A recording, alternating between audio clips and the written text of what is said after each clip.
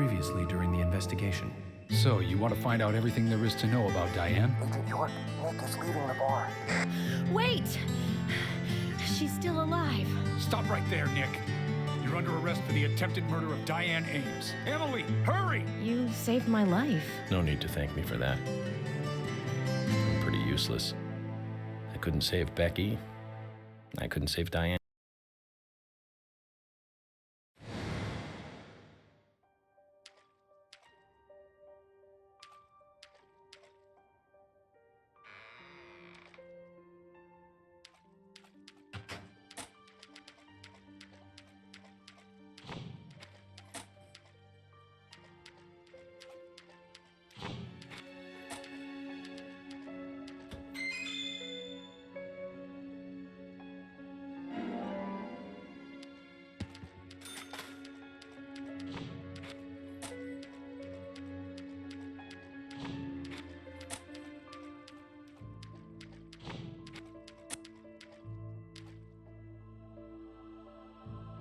Open this door.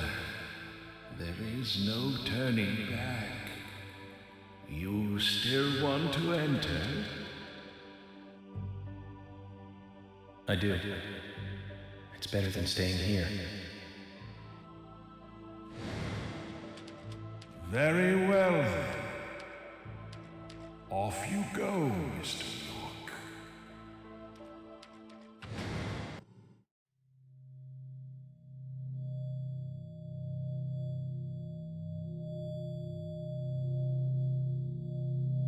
Look carefully, boy. At times, we must purge things from this world because they should not exist, even if it means losing someone that you love.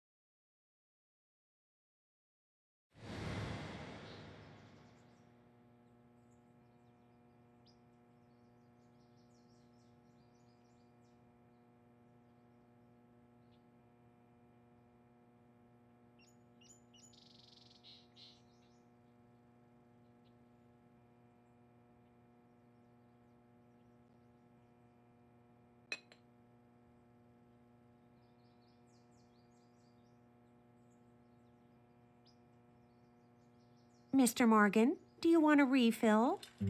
Yes. Thank you. Is the coffee that good, Mr. Morgan?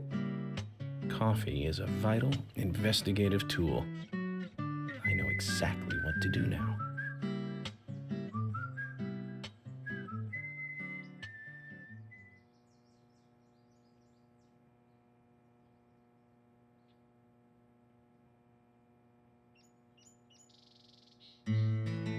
It says to hurry, and the first letter of each line is H-A-R-R-Y. Hurry to Harry. Looks like the time that he was talking about has come. Let's go pay the problematic rich boy who owns half of the town a visit. Polly, I think I'm going to go see Harry today. Oh, really? He's a little strange, but I think he's the most trustworthy one around here. I think you'll have fun with him. If you say so, Polly, then we probably will. Of course. Now, give me your cup, and I'll give you some more coffee.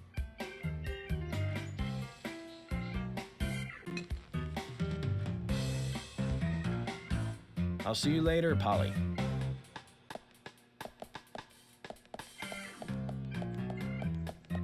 Mr. Morgan, what about the coffee? Don't you want a refill? Your coffee!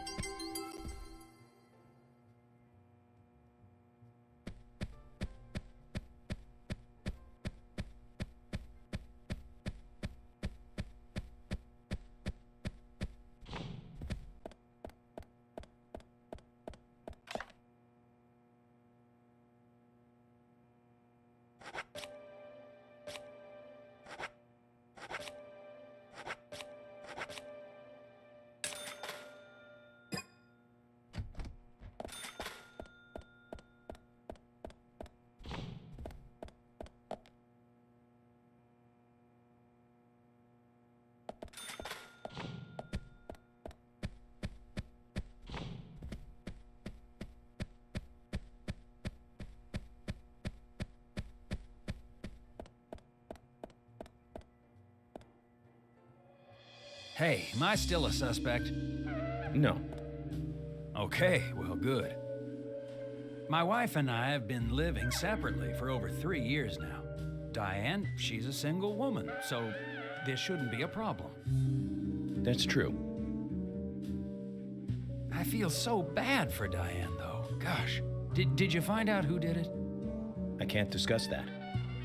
Yes, of course. I understand. You don't have to tell any of the folks around town about me and Diane, do you? No, I won't do that. But it's a small town. I'm sure the rumors have started already. Nothing to be ashamed of, right? What's there to worry about? Nothing in particular. No, nothing at all. I'm clean as the sheets in this hotel.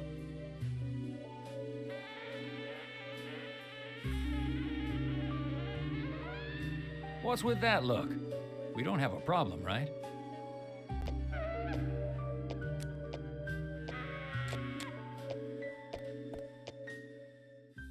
It looks like Kaysen is involved with another woman in town.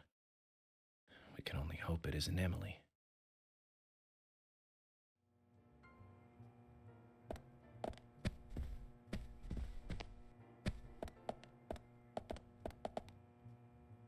You?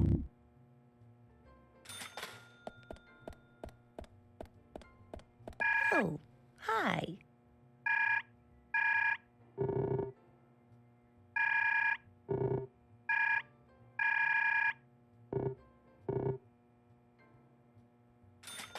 Oh, hi.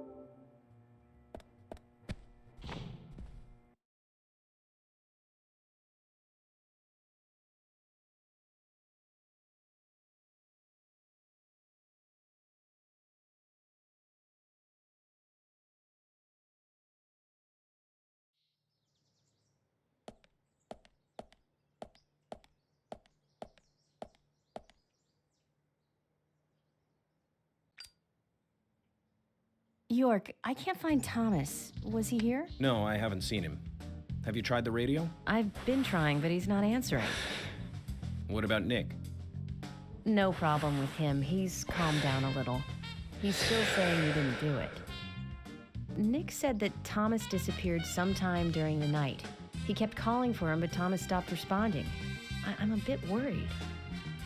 George has asked for permission to search for Thomas. I understand that things have been hard for Thomas, but surely he's just resting at home. but I'm not against looking for him. Tell George that he has my blessing. Okay. As far as I know, Thomas always calls in when he needs a day off. We're human, and so we are limited. As far as you know, there haven't been any serial killings here before, right? That's right, but that's not... Emily, I'm going to see Harry today. What? Why? We have plenty of other leads to follow, don't we? He did invite me over, though. It would be bad manners not to accept. Are you really an FBI agent? I think the FBI would take a more logical approach to investigations. But Emily, a serial killer does not stay within the boundaries of logic. Thus, you can't hope to capture such a killer using only logic. That's why I'm going to see Harry. You go with George and find Thomas. Okay, sounds like a plan. Great. Thanks.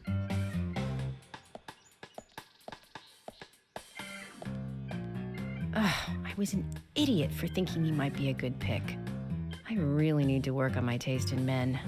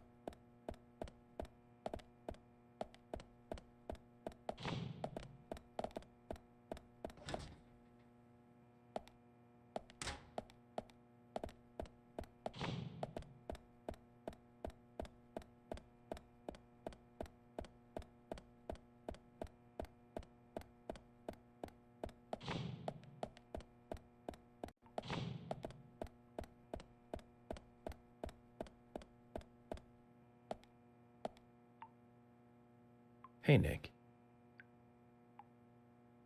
Happy that you got your man? No. I'm not your man. I'm just a suspect. Nick.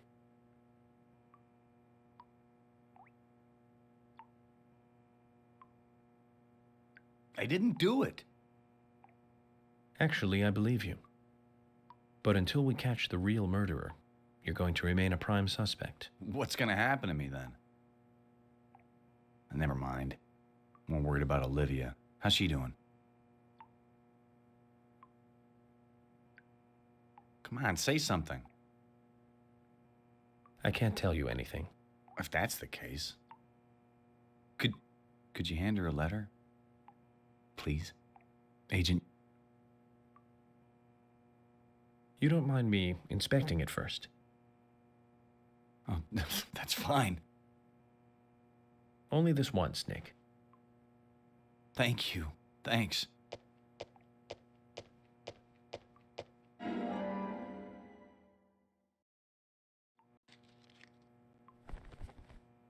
Tell her I'm sorry, will you? Nick, you need to do that, not me.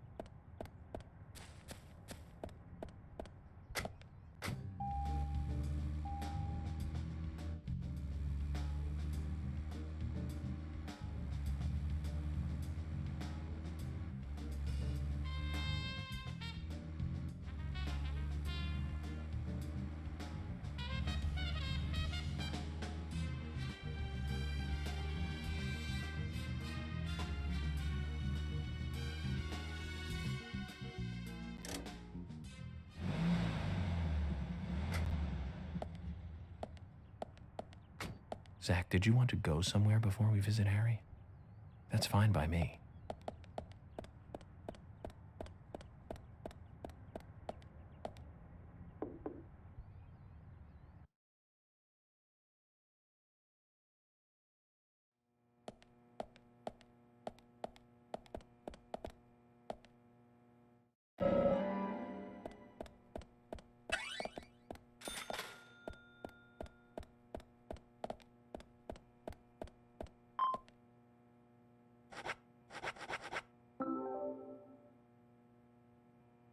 What's this? Nick asked me to give it to you. It's a letter from him to you. Nick wrote this? For me? Olivia, I'm sorry for all the trouble I am causing you. I'm writing this letter because I need to tell you some things. First, I'm sorry about meeting with Diane without telling you. My actions were irresponsible and may have caused you to misunderstand. But I swear to God I was not cheating on you, and I didn't kill Diane. That's what I wanted to tell you. As I sit here in this cell, all I can think about is you. Don't worry about keeping the diner open, okay? And try to eat well, too. I had thought that this happiness we had would just go on forever. I've always been grateful to you, but I've never told you, have I? I used to think that putting it into words made it sound cheap. But at times like these, words are all we need. Thank you for everything. Once I get home, I'll make it up to you. Take care of yourself. I love you. Nick.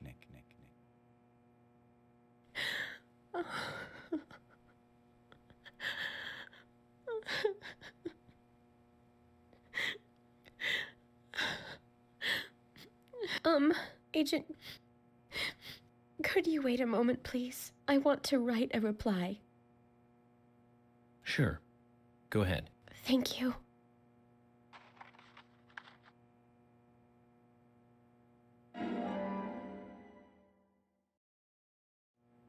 Zach, I hope Nick will feel better by this.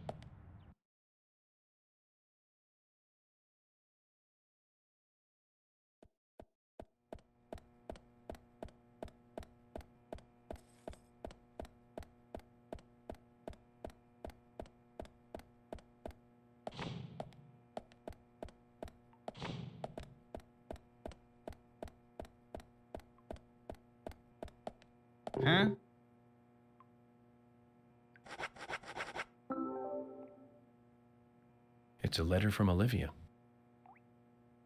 From Olivia?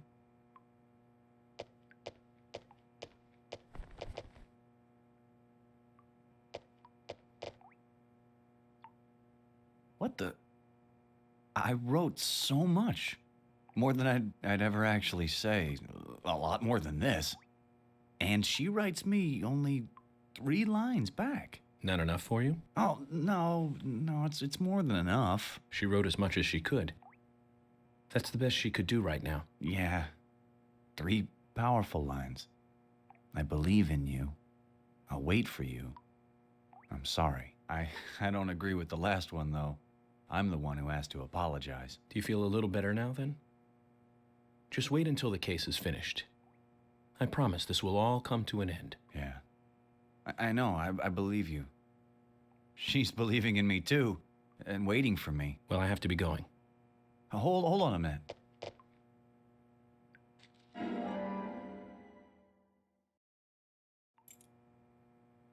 What's this? The key to the back door of the diner. There's a big bag in the kitchen. I don't know if you could use it, but consider it yours. You'll have to help yourself to it, of course. I can't exactly go with you. Okay. I'll take this and I'll go check it out. Looks like a return to better things for those two, eh, Zach?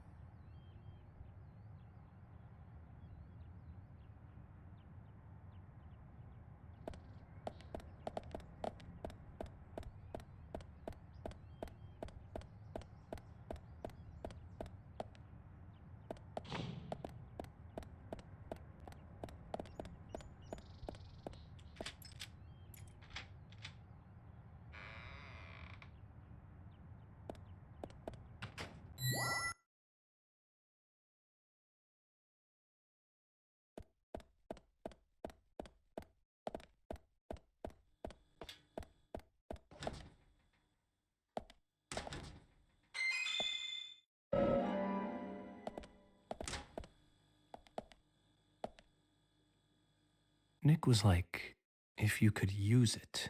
But, Zach, this is great. We'll be able to carry more items now, Zach.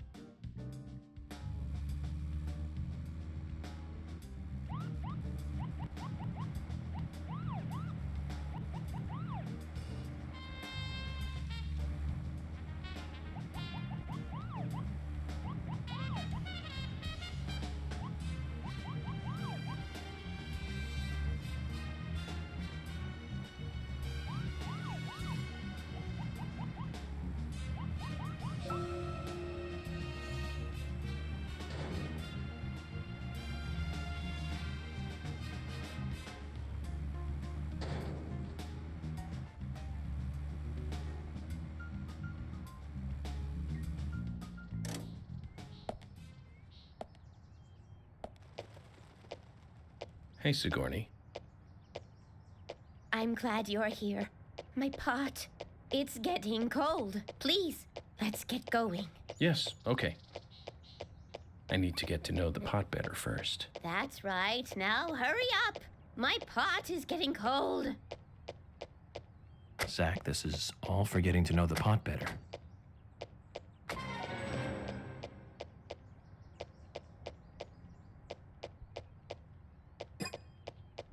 Now, get the car going. My house is over by the lake. 3, 2, 1, go!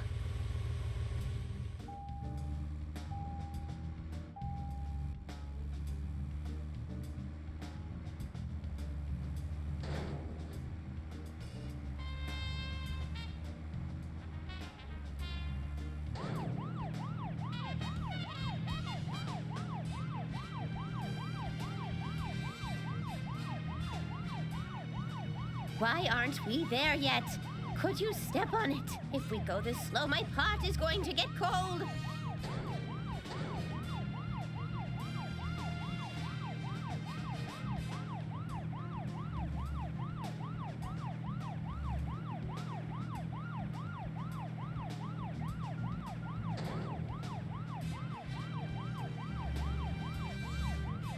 This is not good.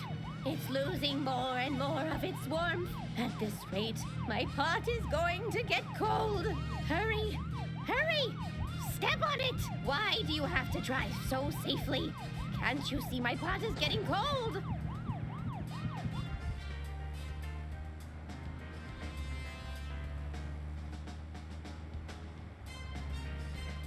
Why aren't we there yet? Could you step on it? If we go this slow, my pot is going to get cold.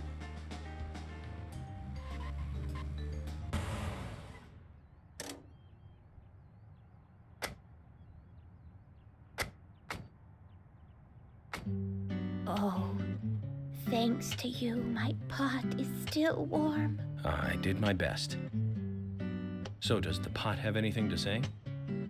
Why don't you ask yourself? Well, do you hear it? No, I don't. I'm surprised. You're a lot more hard-headed than I thought. I used to be a teacher, you know. That's when I realized the truth of the pot. Standing at the front of the class and looking at all those students, it's like looking into a pot full of different ingredients. A pot in a classroom. I don't get it. In fact, I think I'm getting farther away from understanding. Well, that's a shame. But don't give up. You're a person that can taste the different ingredients. Listen carefully. The best stew is one with plenty of different ingredients in it. Oh my! My pot is getting cold again! Did you have to talk so long? Oh!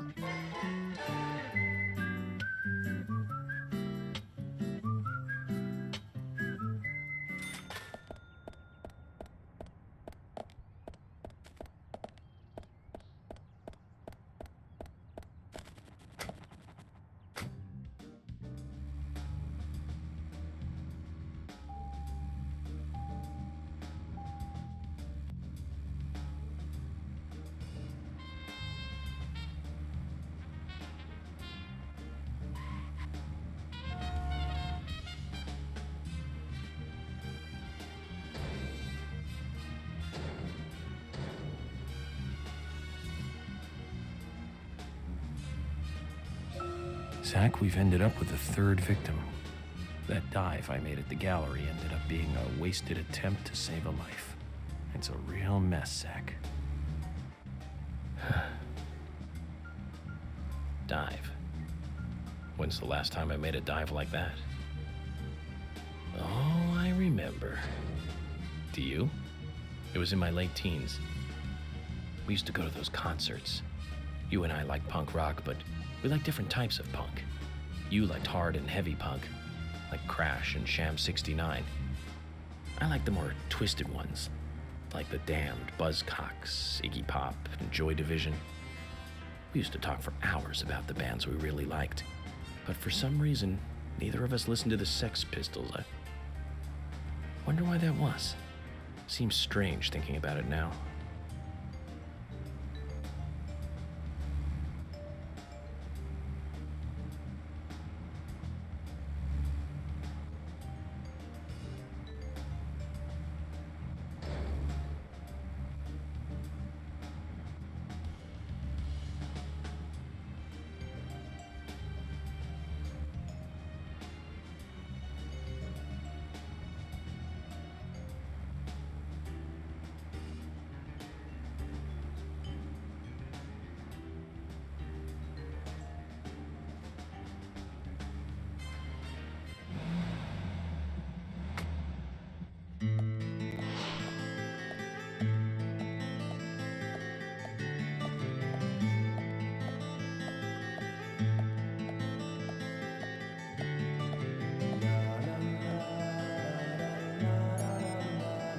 Mr. Francis York Morgan, finally you have arrived. You are welcome to come inside.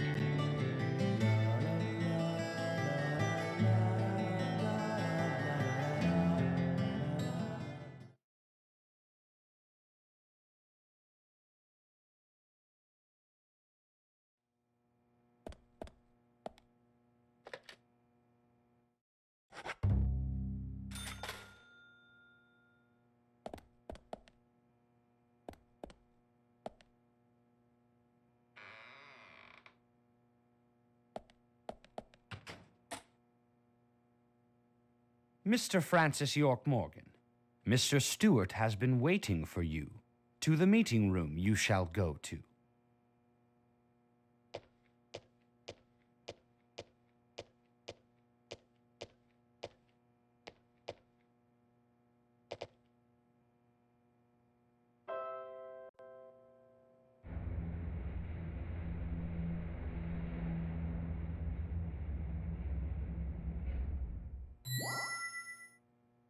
The meeting room is through here. Please be kind. Be sincere.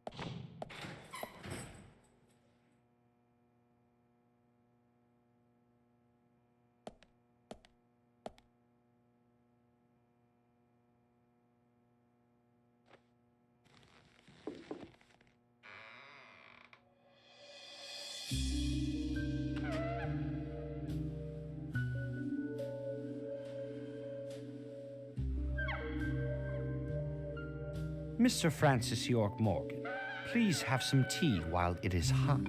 Too much coffee for your body will make it rot. You seem well prepared. Almost as though you knew I would be coming today.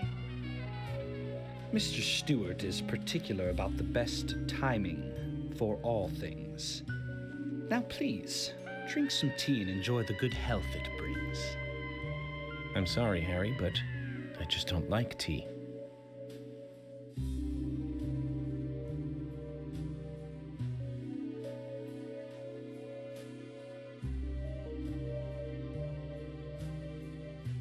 Mr. Francis York Morgan, some tea with sugar is what's best admired by your body that looks so tired. So says Mr. Stewart.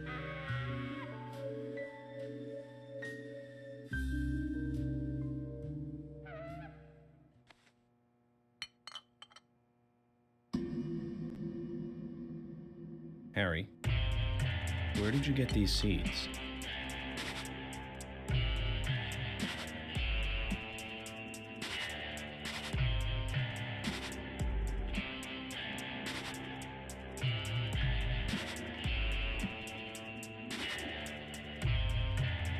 Mr. Francis York Morgan, those seeds were found in our town in a certain specific place. More seeds are there, you will see, when you find that certain space. Come back to me and we shall talk after you find that certain place. So says Mr. Stewart.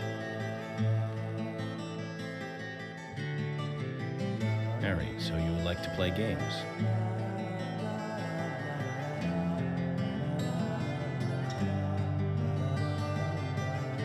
Mr. Francis York Morgan, a hint for you to find this location. It is most crowded and most quiet, and gives a cold sensation. So says Mr. Stewart. All right. So you're not going to talk unless I find this certain place. I'll play along.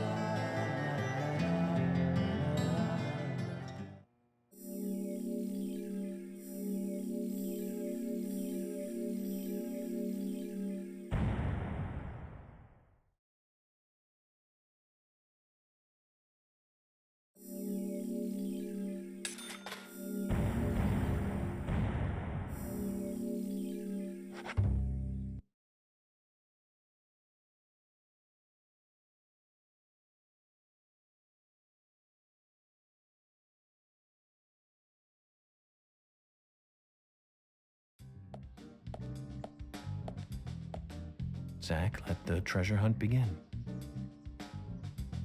A crowded place, and yet it is very quiet there. Have you figured it out, Zach?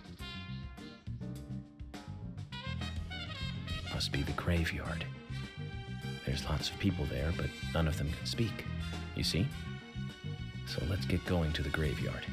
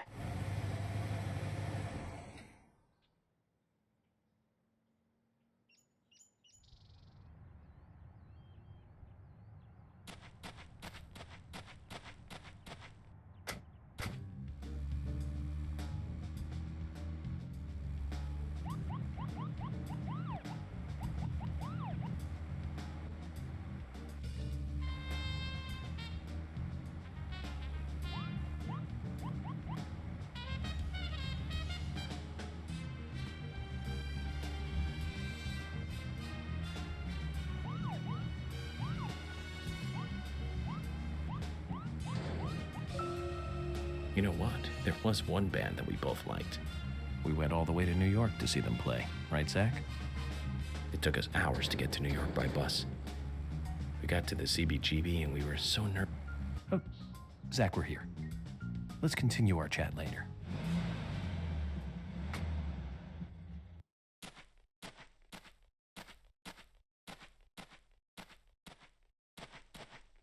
Just as Harry said, it's crowded and quiet.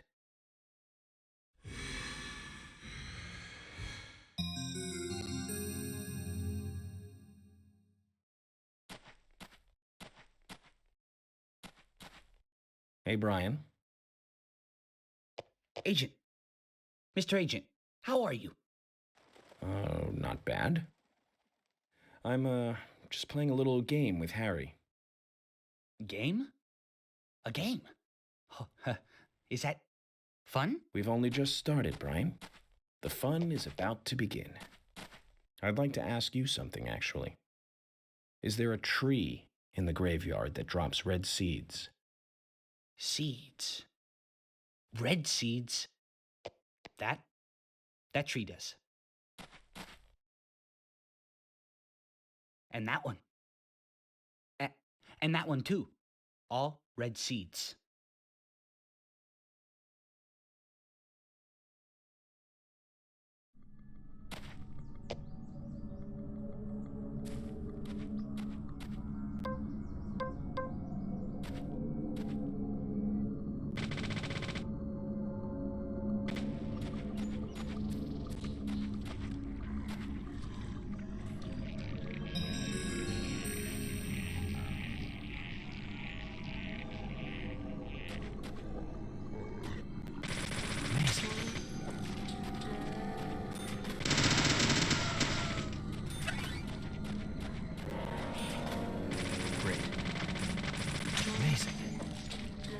Bullseye.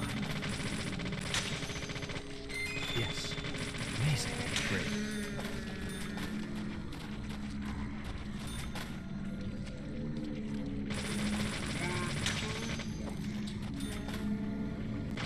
Yes. Amazing. Great. Oh!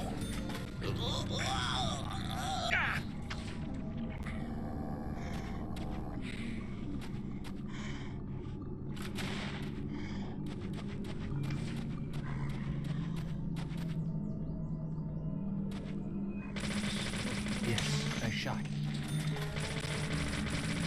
Great. Nice shot. Yes, nice shot. Bullseye. Amazing. Amazing. Amazing. Yes, bullseye.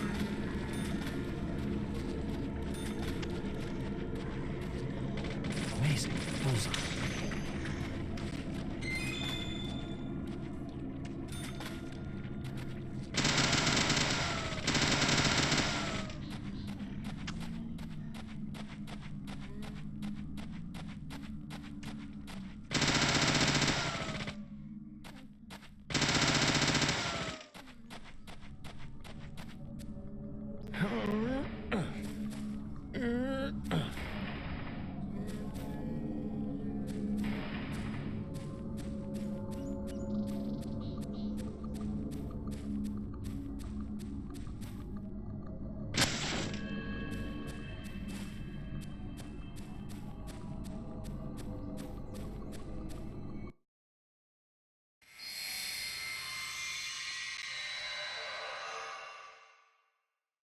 Zach, mission accomplished. Let's get back to Harry's. The reward better be good. But you know about these seeds? They were right here under my nose. It's as if I was carefully carrying a bottle of water while walking in a pool. We're learning the countryside version of common sense the hard way, Zach.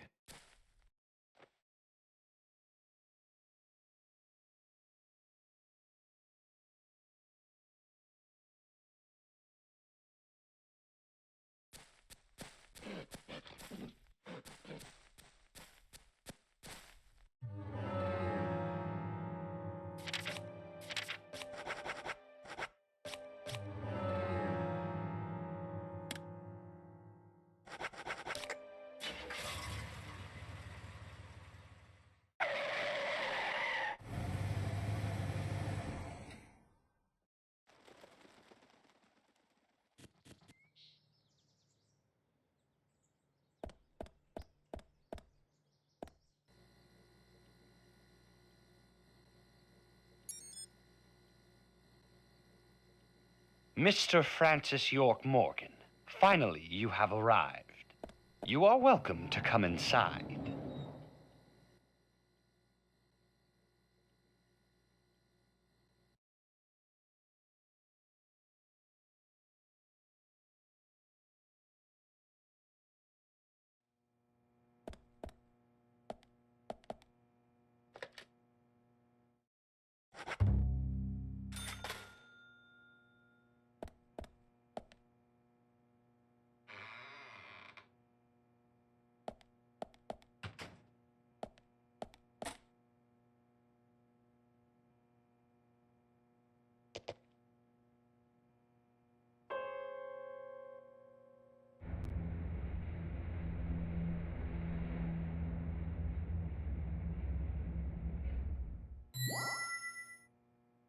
Mr. Francis York Morgan, please proceed to Mr. Stewart's room. There he awaits you, I shall assume.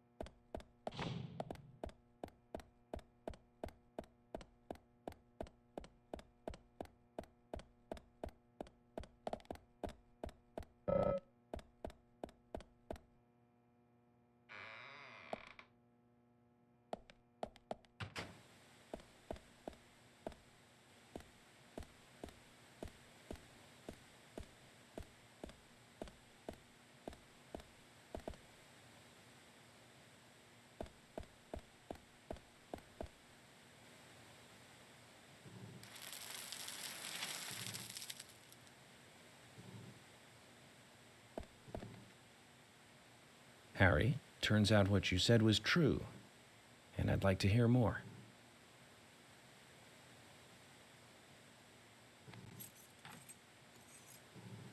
York, as you know, there's a powerful mystery surrounding these seeds. You've seen them at those other murders that took place elsewhere. And you've seen them deeply involved with the murders in this town as well. That's right. But how do you know all this? York, you must be younger than you look. Youngsters tend to hurry so much that they let things slip right past them. What you need to do is slow this down a bit. That way you'll see what's really important. Let me tell you a story. 50 years ago, when the war was over, just about when the communist Red started to become a rising threat, our town constructed a huge clock tower. Then, soon afterwards, a serial killer wearing a red raincoat went on a killing spree. The legend of the Raincoat Killer? Stop playing games with me, Harry. That's nothing more than folklore. The FBI has no such record of a multiple homicide case in this town. York, Anna, Becky, and now Diane. Their deaths are real, not folklore, not legend. The Raincoat Killer is also real. But under a strict gag order, the mass murder case was never made public. In fact, one could say that it was completely erased from history. Tell me, who do you think would be able to do something like that? The military. Very good. A model student. But if there are no records about it, then how do you know it really happened? Good question, York. Why would I know this? The answer is very simple. I was there. I saw it with my own eyes. The brutal killer himself. But we can talk about the details of that encounter another time. What we need to talk about is your Raincoat Killer. The new Raincoat Killer, if you will. The new Raincoat Killer. Yes, let's call him that. After all, he's not the real one. What you want to know more about is the new one. Between 10 and 20 years ago, I noticed that these red seeds were special. And someone else did too. The human imagination can lead to tragedy sometimes. Someone linked the red seeds to the serial killer legend and said, if you eat the red seeds and then kill someone, you will become immortal. This new fabricated legend was passed on from one to the next, evolving and changing every time, like a rumor. Some may have actually taken the seeds to try them out, to prove the legend, that is. York, the red seeds you have found from those other murders, they all came from this town, together with that one evil rumor. People on the other side of the planet may have heard of it by now, and new seeds might be growing in different parts of the world. So you're saying that the series of cases I've been following are all linked to this town? That's interesting, Harry. But there's no evidence to support that story. None of the criminals we caught for the other murders ever mentioned anything like that. It's your job, your role and duty to look into that, York. Now, the game must go on. You know I said that the incident 50 years ago was totally erased. Well, not quite. Records still exist in the sheriff's office. The old sheriff back then hated the military and did his own investigation. I need you to bring those documents here to me. Once you've done that, I'll tell you everything I know.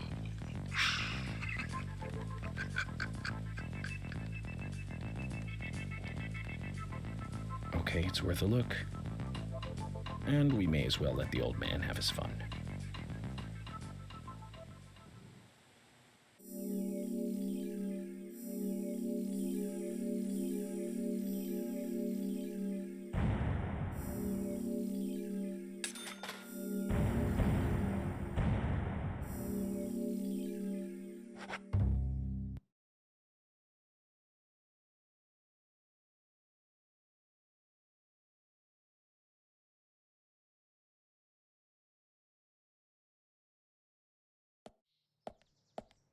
Documents from a case that happened 50 years ago. Let's play along with the old man for a little longer, shall we? Zach, that means we need to head for the sheriff's department.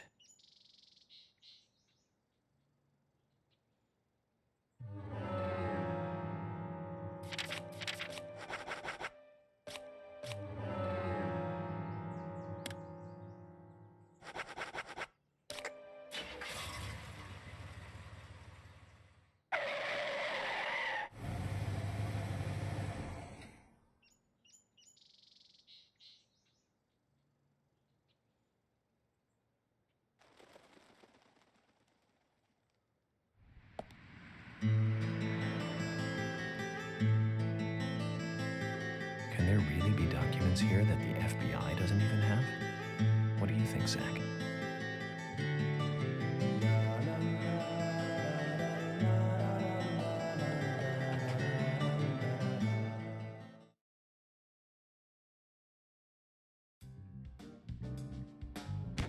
York, I told you, that's nothing more than local folklore.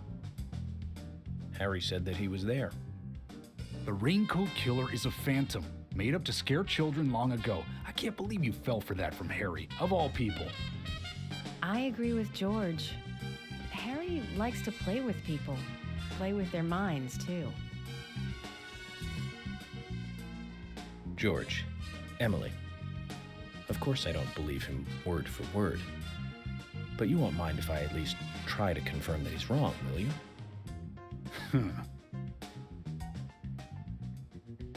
Well then, can you look for the files by yourself? I'm still looking for Thomas. Very well. Emily, open the filing room for him.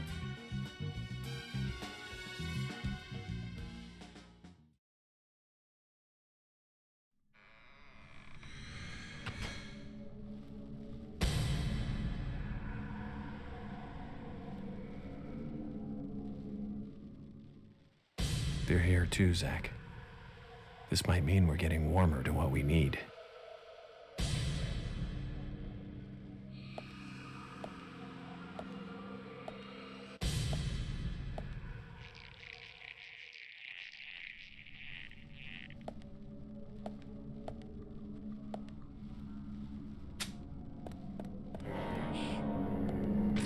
It's a shot. Great.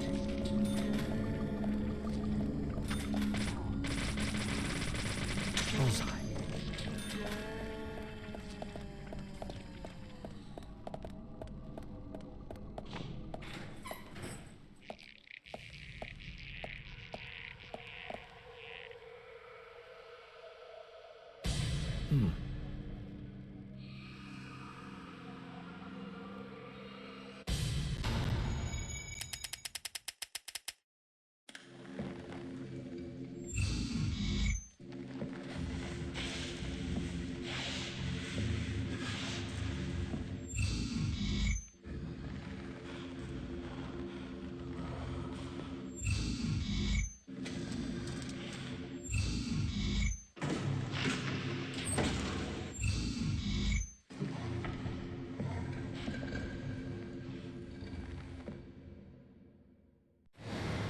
Too much noise. We're still missing a vital piece of the puzzle.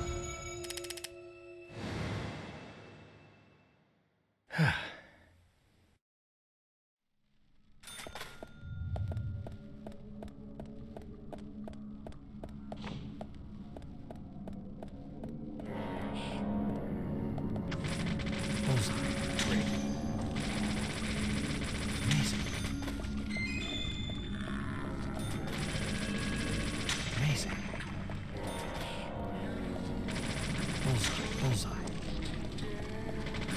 Yes. Nice shot.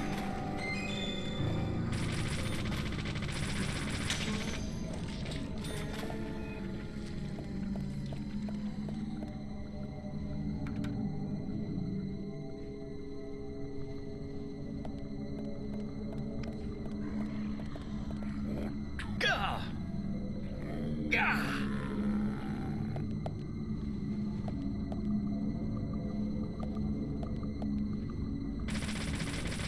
Amazing.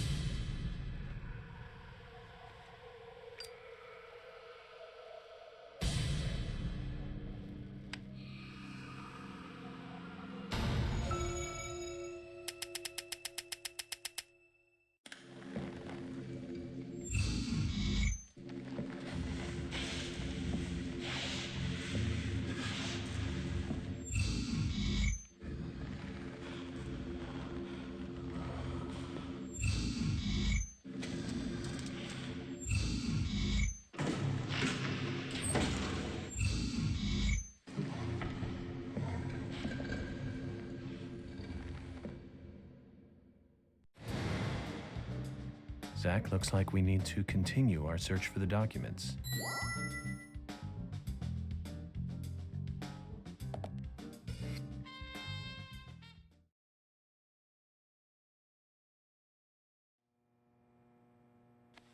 George, I'll get right to the point.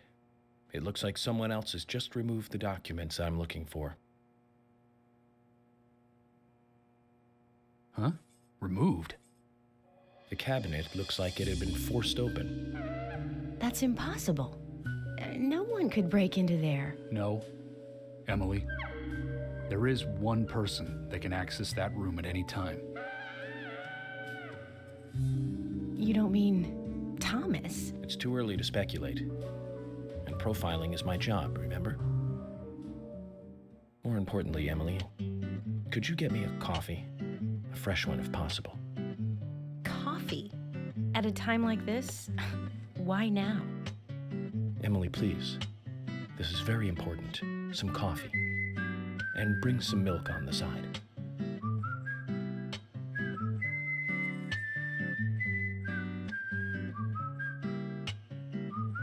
Zach, you know something, don't you? I'm getting us some coffee. So tell me what you know.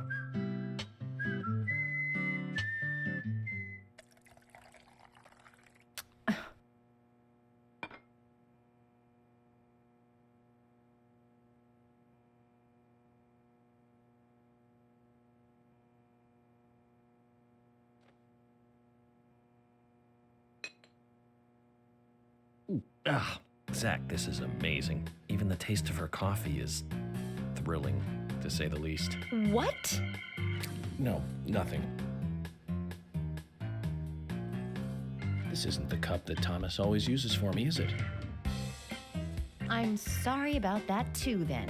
I just used a cup that was nearby. You have a problem with that? A problem? Not at all, my dear Emily. The coffee is perfect. Well, okay, taste aside, this cup certainly is perfect.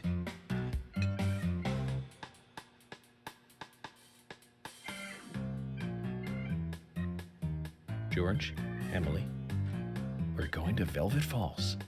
There's something waiting for us there. I can feel it. York, are you joking?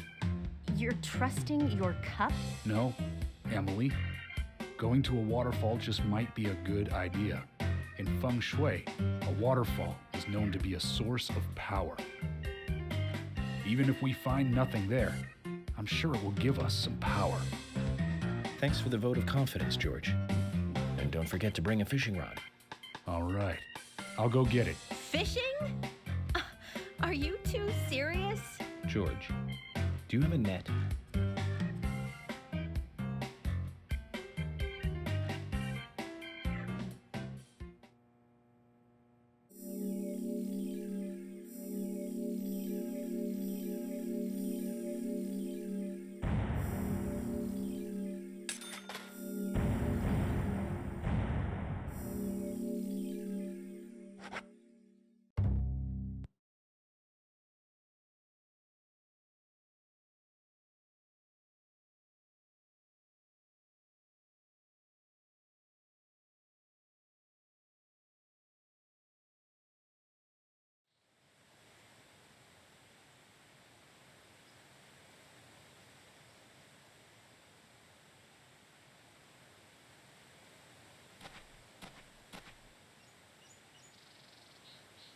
Zach, I hope we can catch a big one.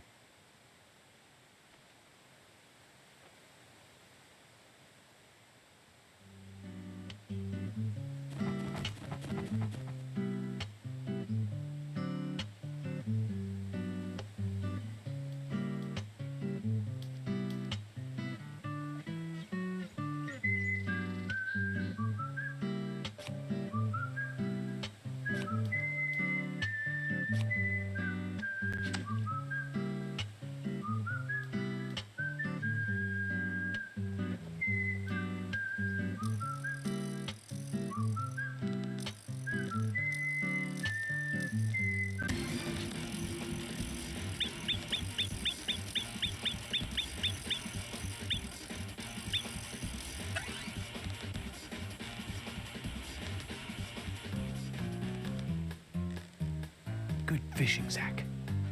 We've caught something to brag about now. In all the history of the FBI, I'm probably the only one who fished out documents thrown into a waterfall. Don't you think so, Zach? I just don't believe it. Files from a waterfall.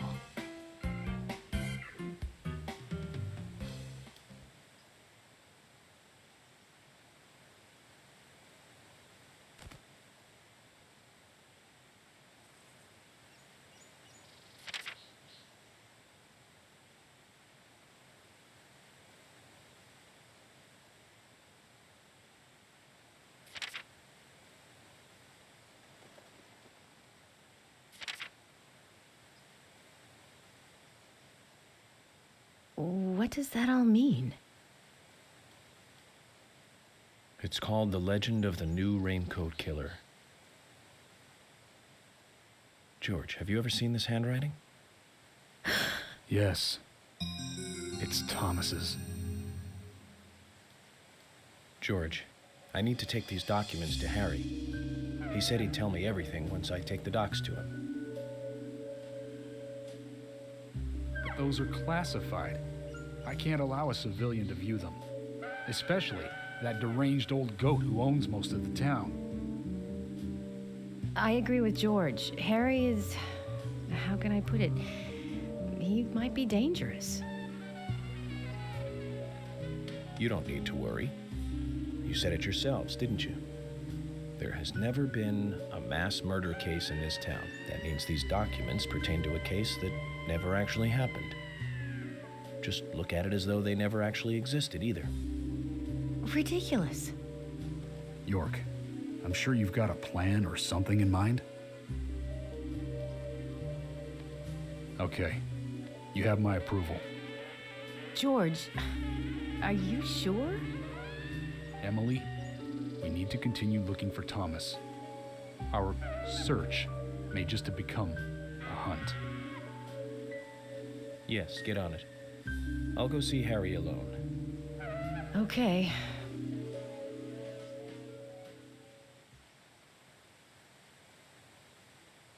I wouldn't believe it if I hadn't seen it for myself. But Thomas? There's got to be a rational explanation for this.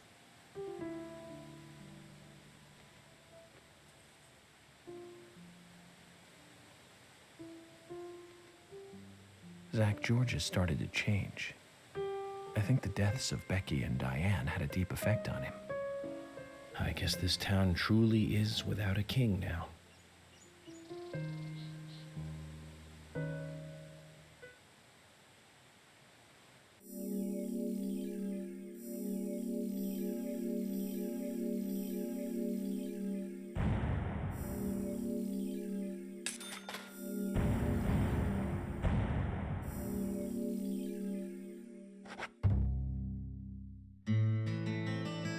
Okay then, Zach.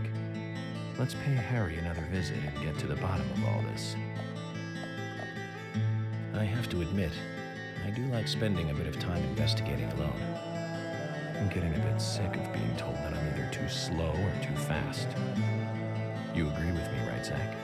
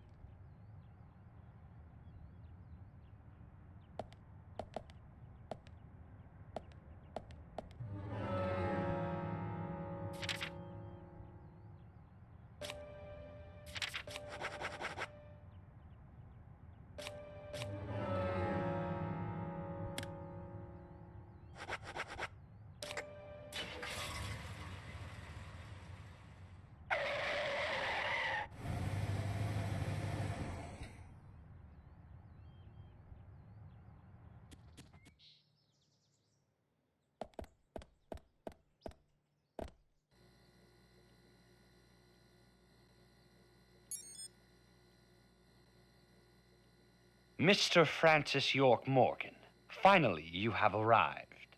You are welcome to come inside.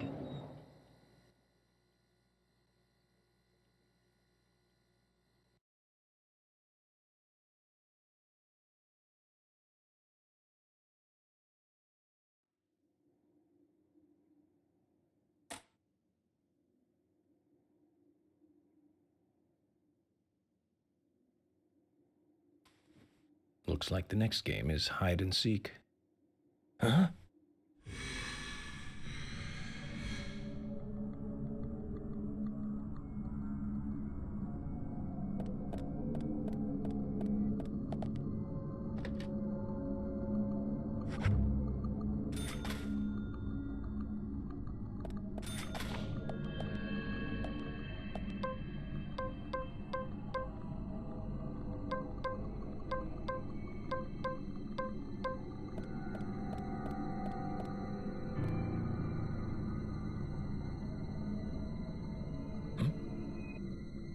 These girls, Zach. Do you see the resemblance? Anna, Becky. She looks like Diane. And Carol.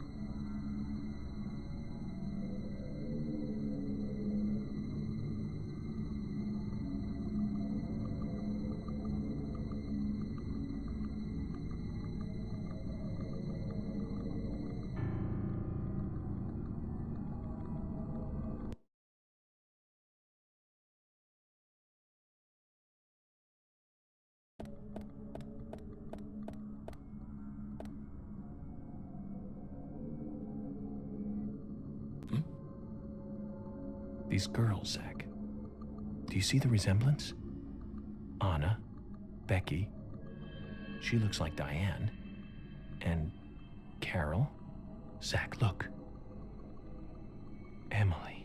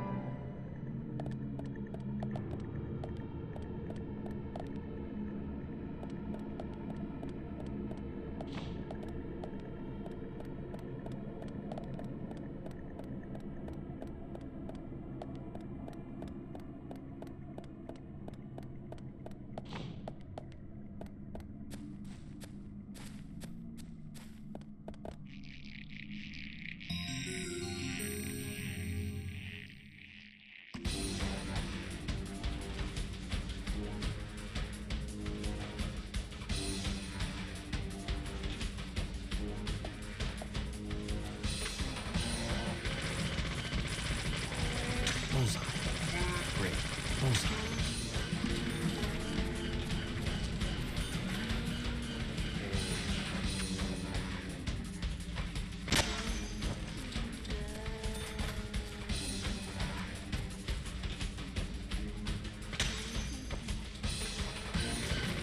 Bullseye. Nice shot.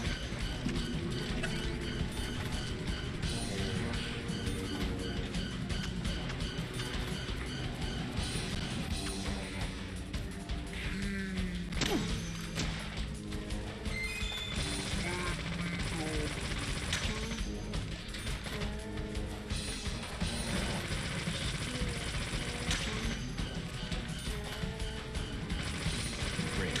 Yes.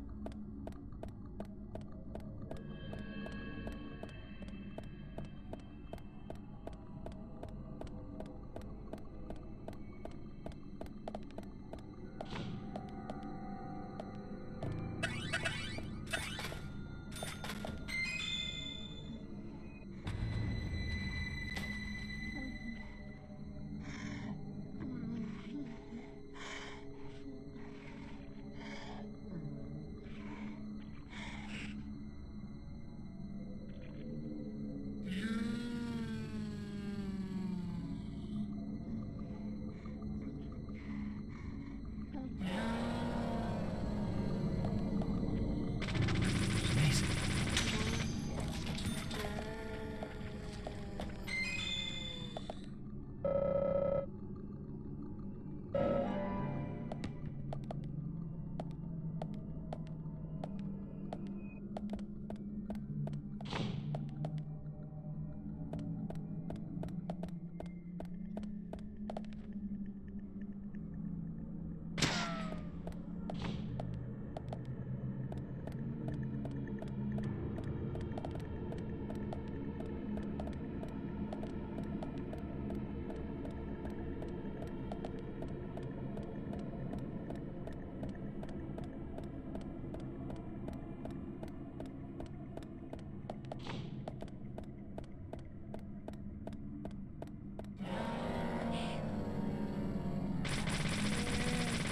Bullseye. Amazing. Nice shot.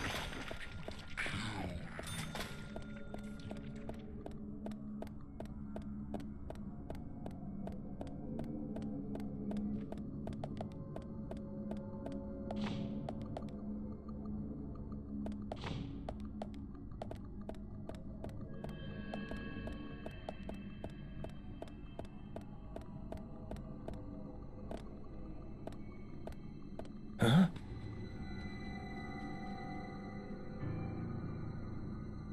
Emily!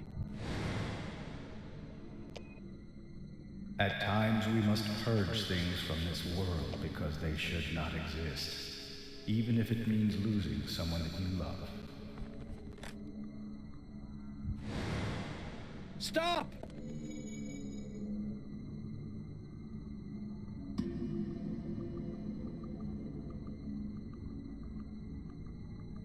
Zach, did you see that? I must be getting tired.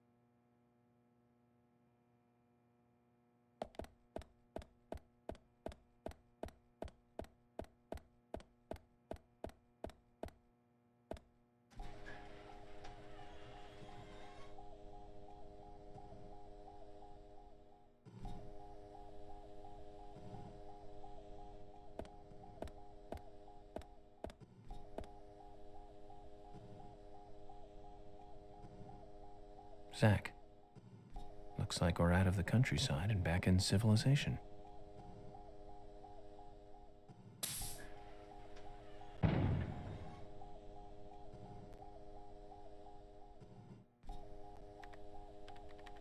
Welcome, York.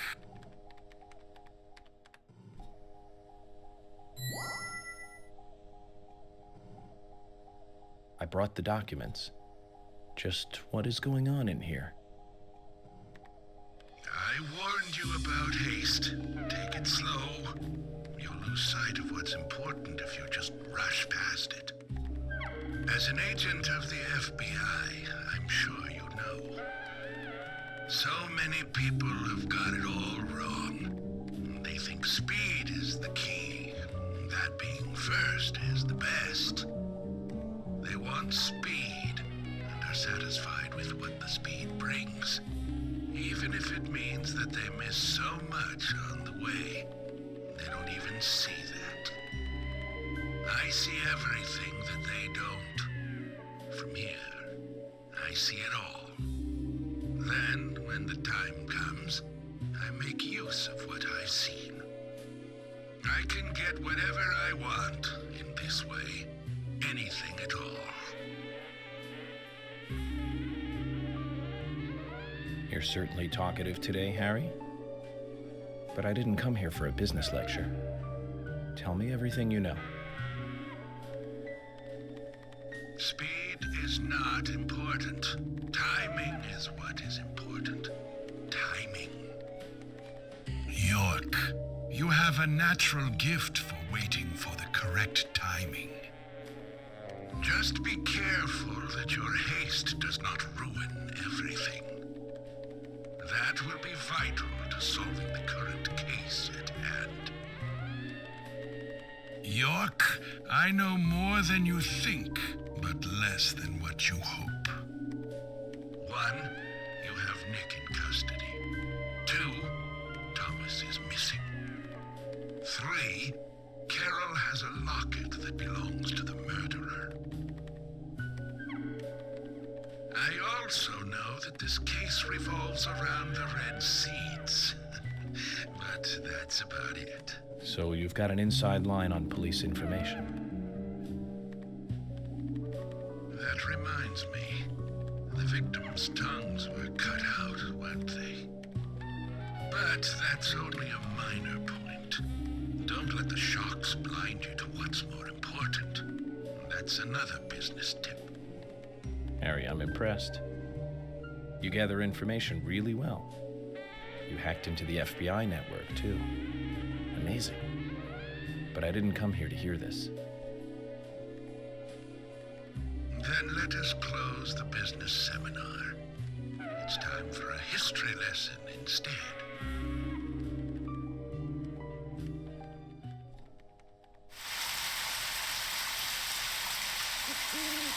I remember it as though it were yesterday, if you'll pardon the cliché. It was dark, raining, a foggy night. My parents, who normally got along, were fighting over something. My father was blaming my mother, it seemed. So I left the house, headed for the clock tower. There was a party being held that day to celebrate the tower's completion. I wanted to see the town from above, and so I decided to climb the tower.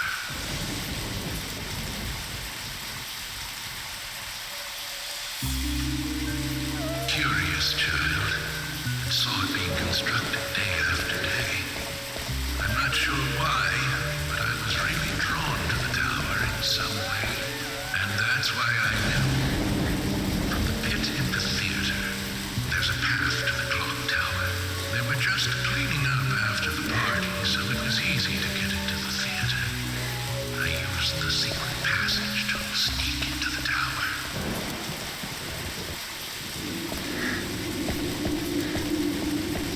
But when I reached the top, I saw something very strange.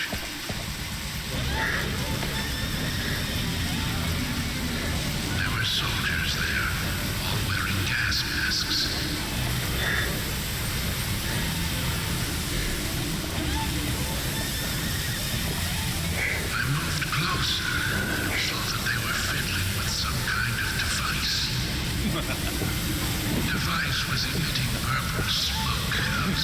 Just then, for the first time, the bell rang throughout the town. I reacted with fear, left the tower as fast as I could.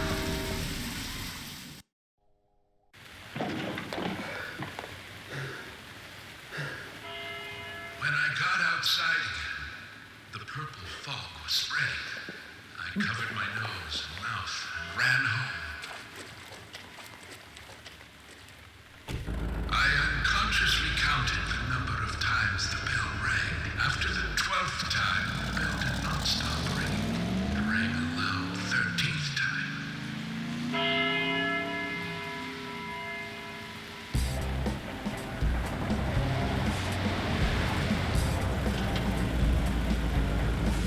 I got back into town to see another, even more disturbing sight. The people were attacking, killing each other, rampaging as though insane.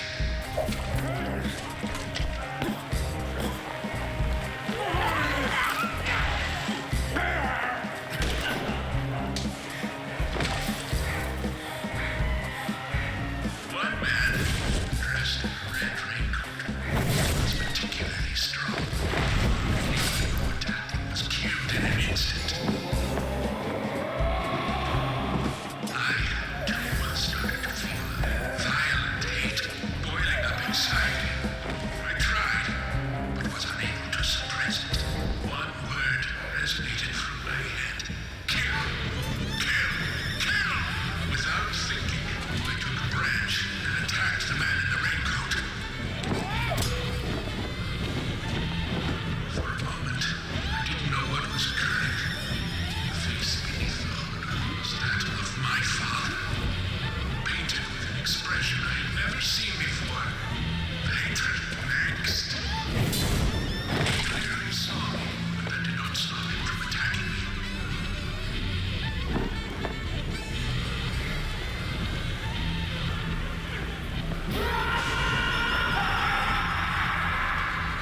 He knocked me out, and I fell to the ground.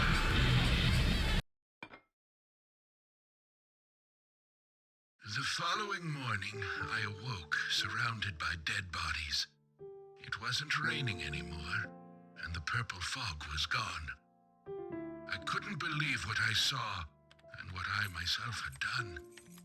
But even worse things were waiting for me when I got home. My mother was dead, killed, presumably also by my father.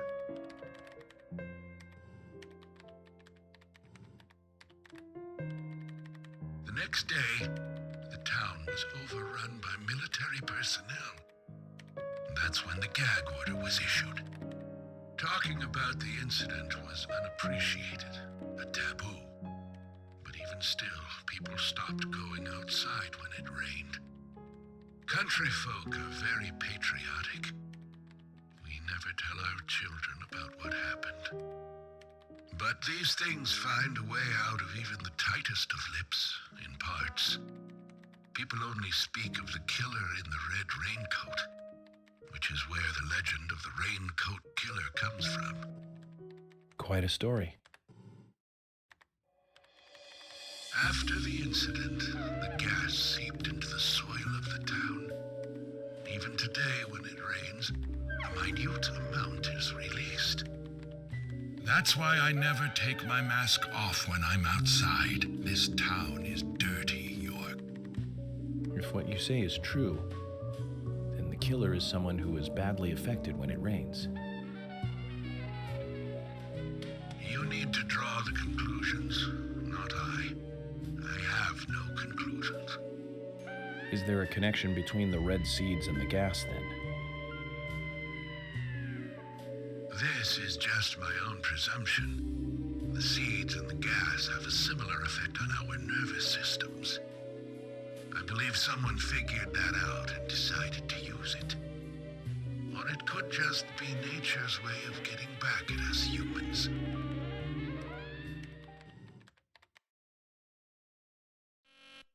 York! Good news! You'll hear from George soon. They have found Thomas.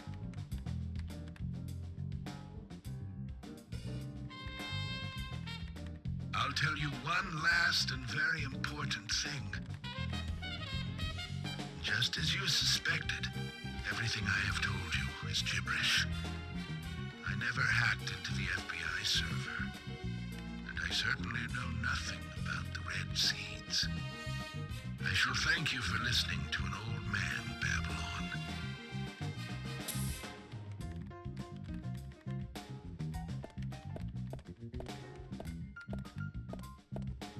Let me ask you one thing then, Harry. You're a businessman. You must be after something in return for giving me this information. York, at times we must purge things from this world because they should not exist. Even if it means losing someone that you love. But that still does not justify murder. Remember this. Everything changes in form. There isn't a single thing that can maintain its shape for eternity. Overlook this fact, and you'll be making a big, big mistake.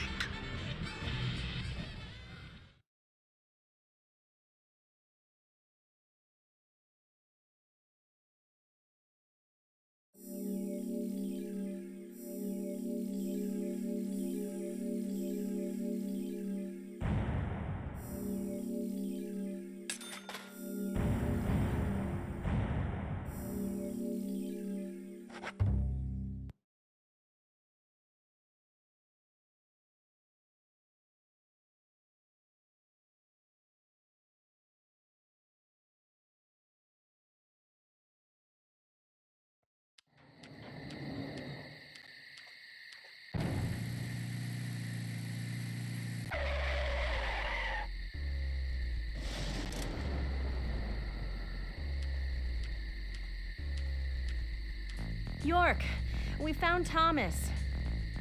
Ah, he's at his house, right? How did you know that? Timing, Emily. Good timing. Whatever, just get in. George is heading over there already. Let's get a move on. Zach, things are finally starting to come together. All we need now is for Thomas to fill in the blanks in our new legend.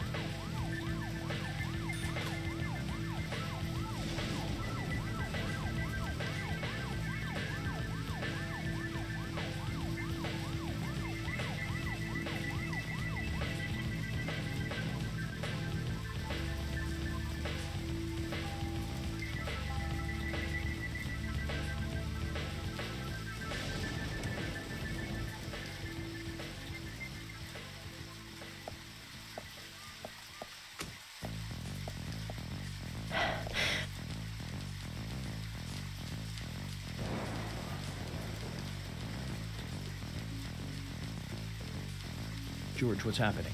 We received an anonymous call informing us that Thomas returned home. I sent Emily to get you right away. No idea who made the call? No. That's why I came on ahead, to see if the information was correct. A light did come on, but only for a second. I saw a tall male silhouette in the window. It was Thomas. Okay, I'm going in then. You two wait here. We'll be ready to burst in at any moment. Just call out.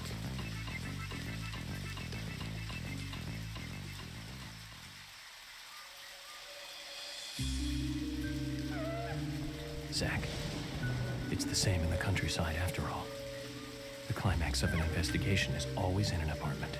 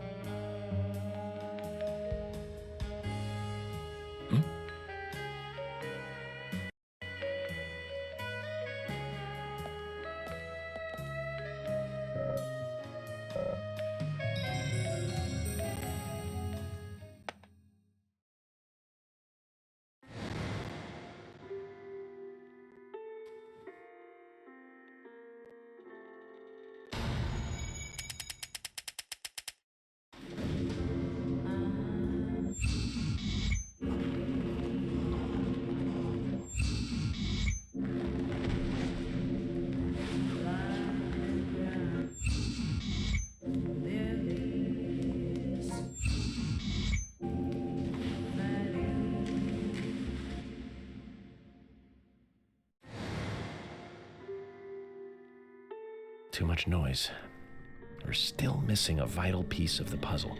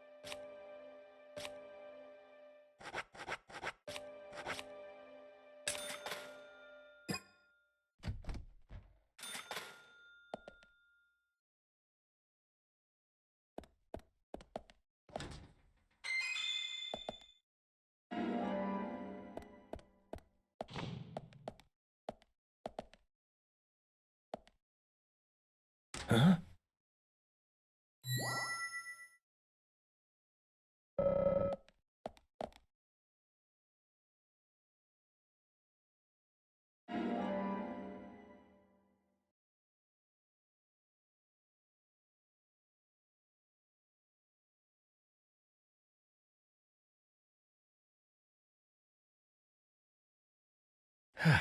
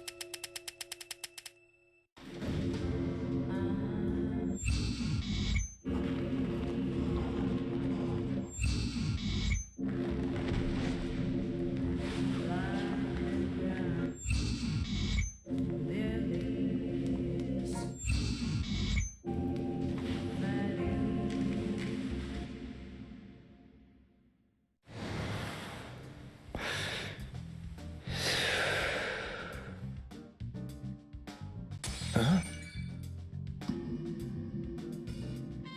So, Thomas wants us to look around for him a bit more. So there's more to it. Kind of like the bonus footage on a DVD. I hope it's worth watching. Don't you agree, Zach? York? What was that noise? Damn it! We need to seal off all routes out of town. No need for that, George. Huh? If he was going to leave town, he would have done so by now. Which means he's still got some unfinished business.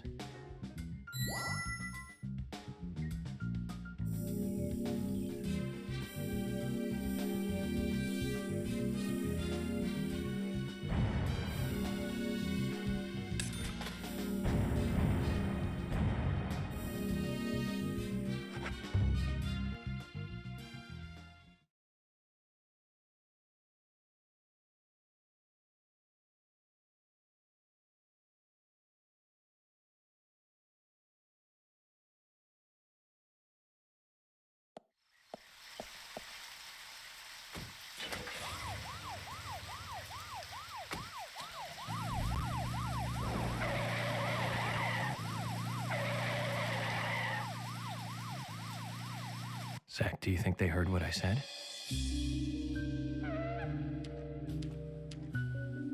We don't have to make a fuss. Thomas isn't going to leave town. That gives us plenty of time to find a way to view the bonus footage.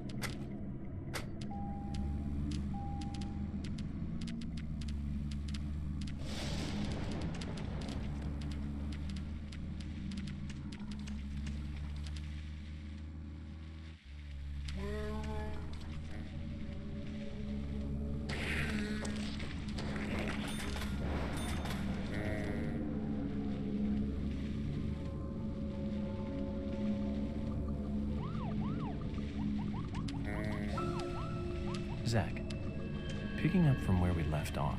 You know what? There was one bit.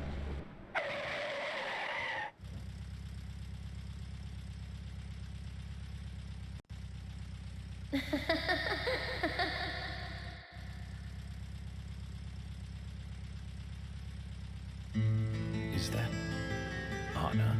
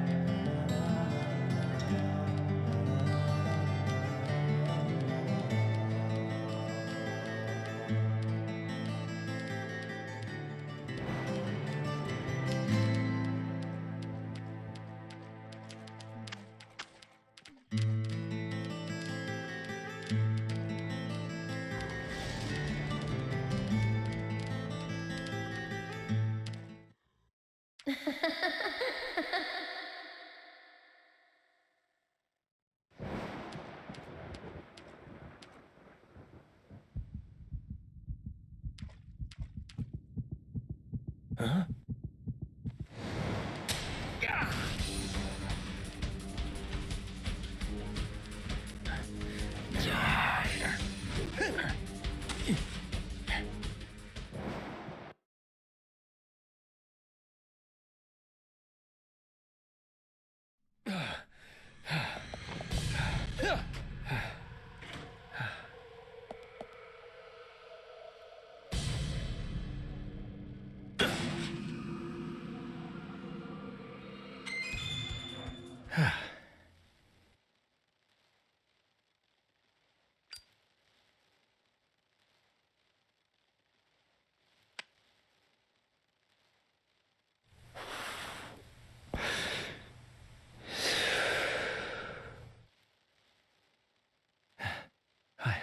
I almost became a goddess of the forest myself. Although I think the look might suit me. What do you think, Zach?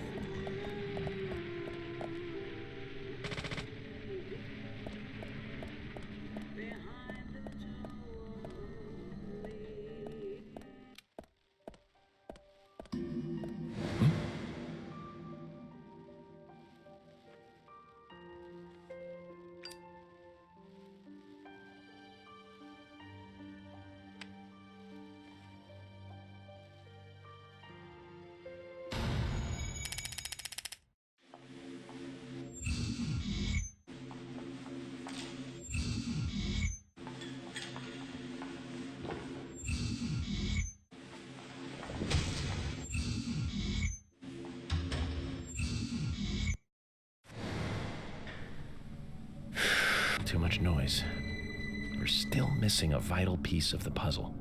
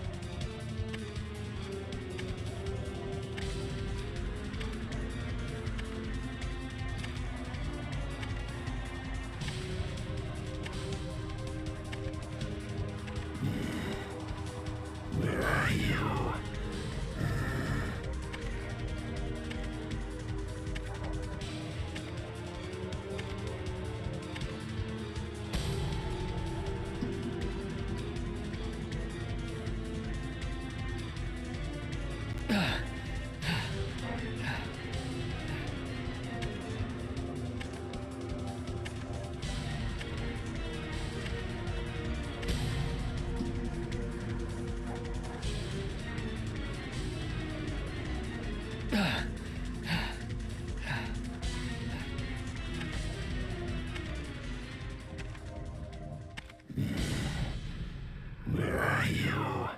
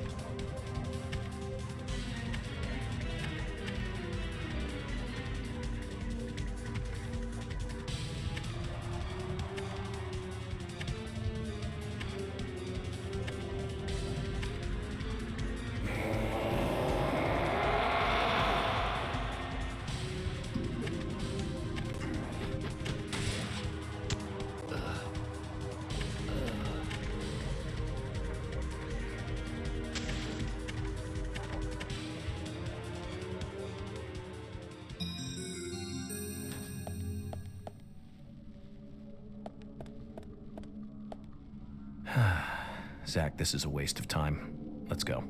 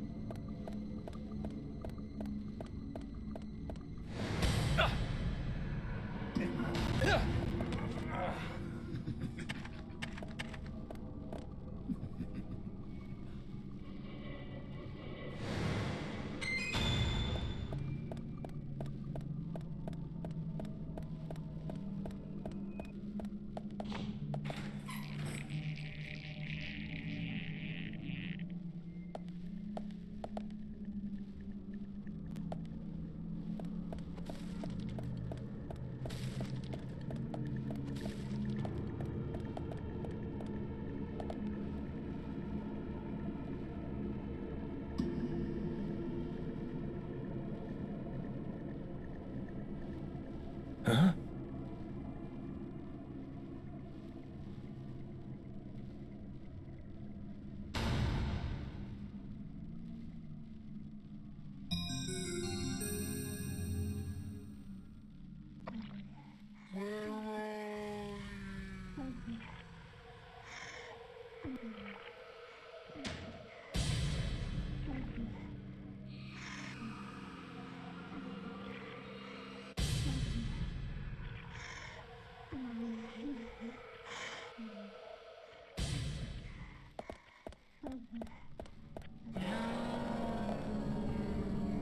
Great.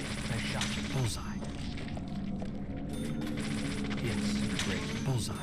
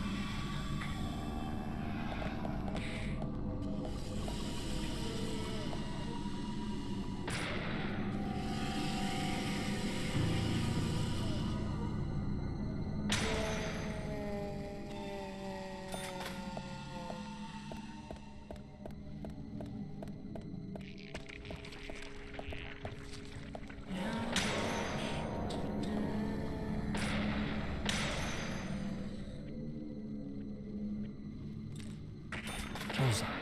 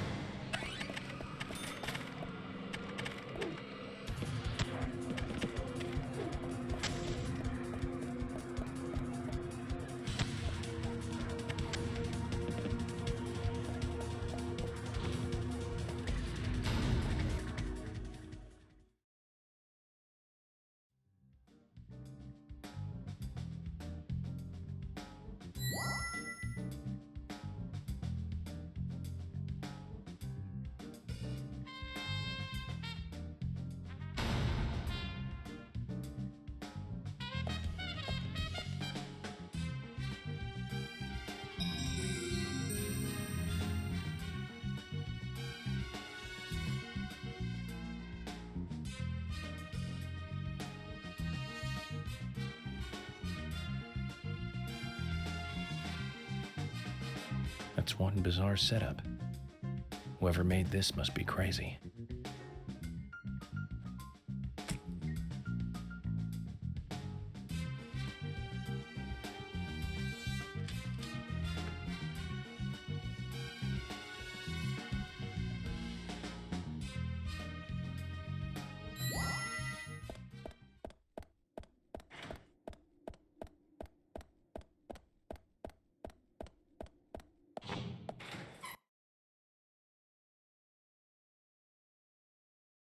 Hmm?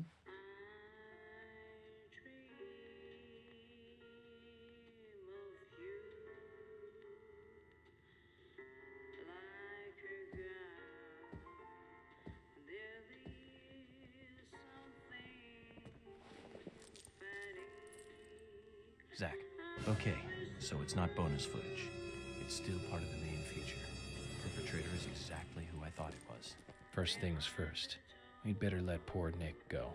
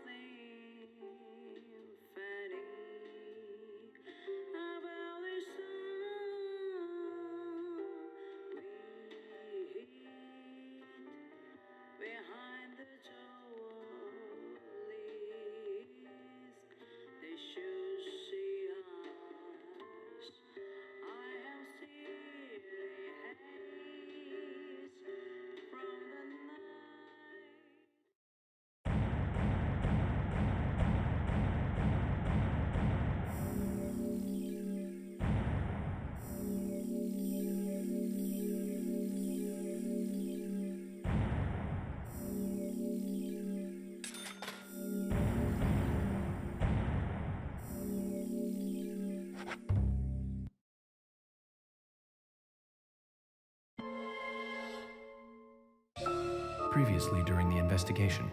Okay then, Zach. Let's pay Harry another visit and get to the bottom of all this. And that one. And that one too. All red seeds. Welcome, York. The killings 50 years ago. There is something about it that you won't find written in those files.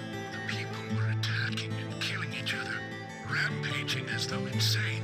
Quite a story. York, I told you. It's nothing more than local folklore. What does that all mean? It's called The Legend of the New Raincoat Killer. York, we found Thomas. Zach, okay, so it's not bonus footage.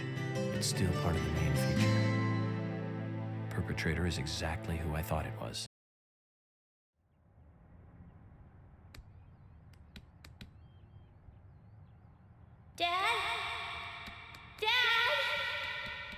Come on, boy, or it'll be too late.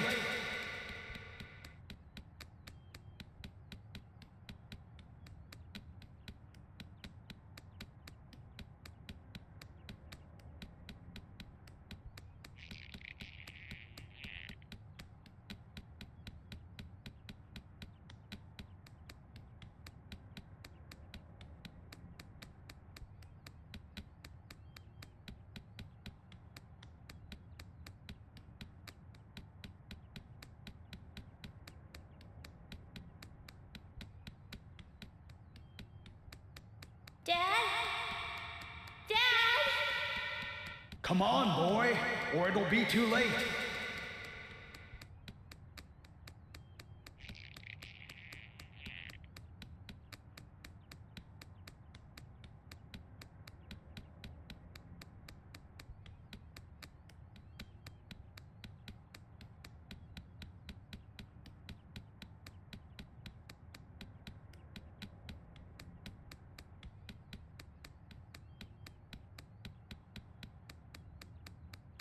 Dad?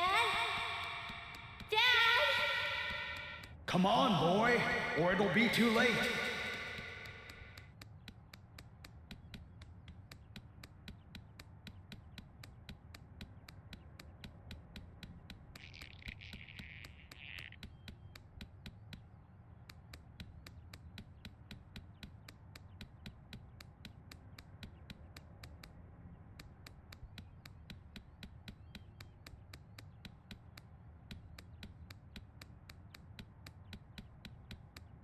Dad?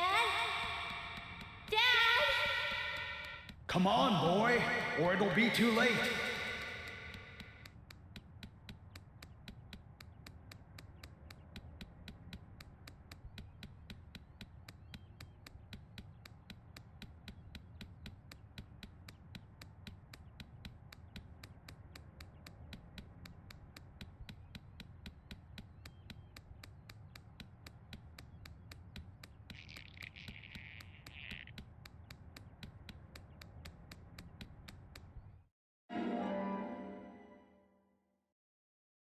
Dad? Dad? Come on, boy, or it'll be too late.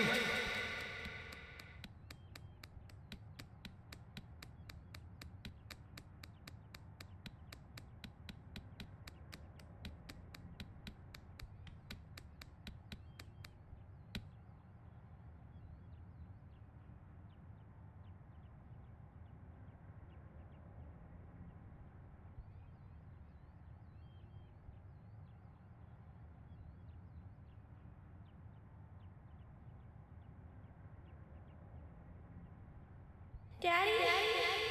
Daddy? Daddy?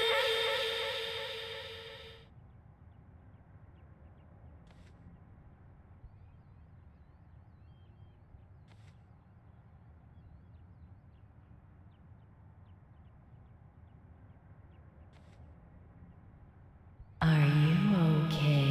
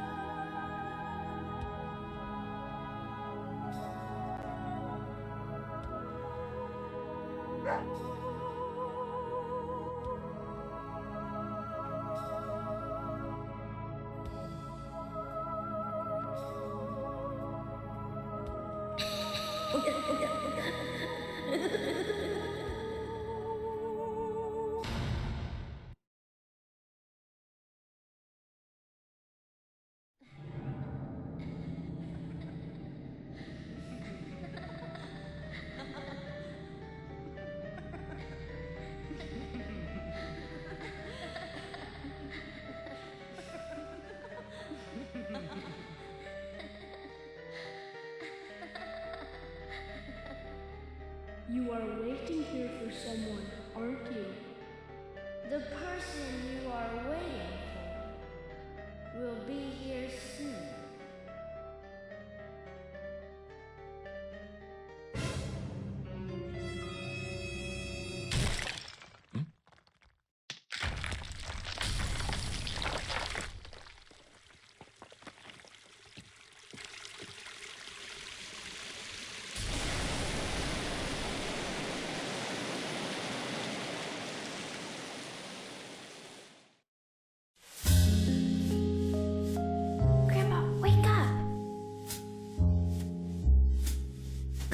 Hey!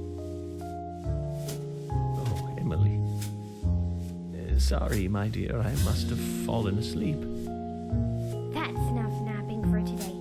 Tell me the rest of the story. Yes, of course. That was our promise, wasn't it? Before I continue on, though, I've got a little gift I want to give you. Wow. It's pretty. Consider it a protective charm, like a signpost. It will help to lead you through your life. A signpost? One day, my dear, you will find out one of the truths of this world. That the world is filled with contradiction and inequality. When that day comes, how you respond, what you do, that will be the instant that determines the value of your life. This pendant will show you the way in that moment. The value of my life? Yes, dear, the value of your life. I have faith that you will grow up into a woman who can make the right choices. Do you understand, Emily?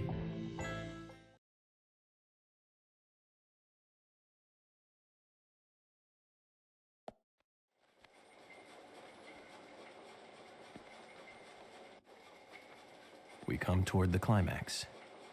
As the angels said, I was soon fated to meet him. What do you think of those dreams, Zach? So I do care for Emily. What about you?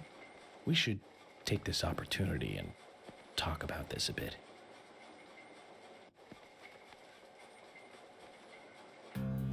If I hadn't seen Yor come into the bar, well, you wouldn't have found this place, would you? Now, how about that? I guess I've always been lucky when luck was needed. That's why I've been able to stay in business, too. Although we have Willie to thank for finding this room, I suppose. He's got a great nose. Clever, too.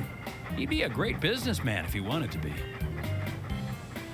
I owed you guys one anyway, and I owed York big time, too. You guys didn't tell anyone about that whole thing with Diane. I want to help you guys out. Is there anything I can do? Kaysen, I appreciate the offer. But this is a police matter. You can leave everything to us from here. Oh, well, okay. George, look.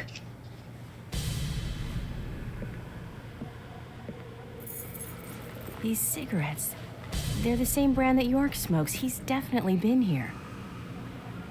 Carol's been missing since the bar closed last night. This town will be deserted if this keeps up.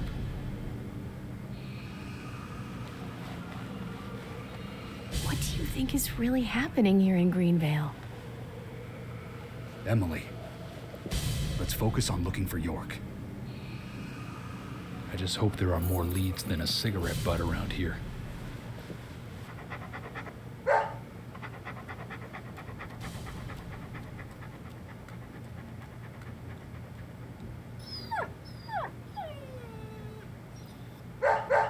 Hey, Willie, of course.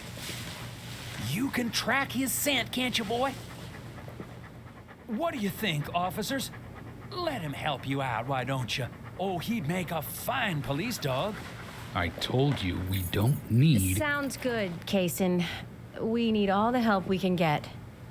Come on, George. Let's let them help us. But they are civilians. Do you have a better plan? As we speak, York might be...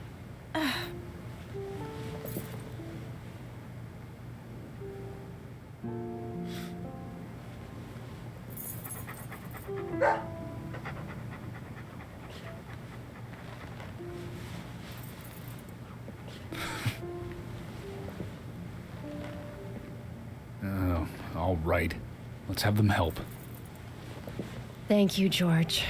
But one thing, with York missing in action, I'm back in charge. And York would give me hell if something bad happened to you guys. So promise me you'll call for backup at the first sign of danger. Yes, of course. I think we're missing something here. so I'm going to look around a bit longer. You go with Kaysen and follow York's trail. Thank you, George. We're counting on you, boy. Welcome to the force, Deputy Willie.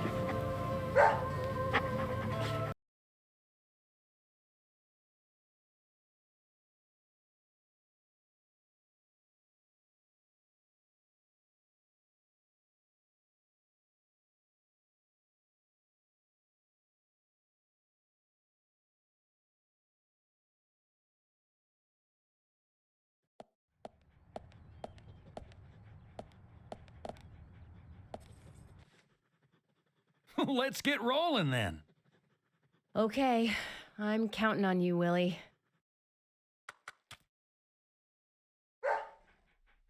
Oh, not counting on me, though, are you? Sheesh.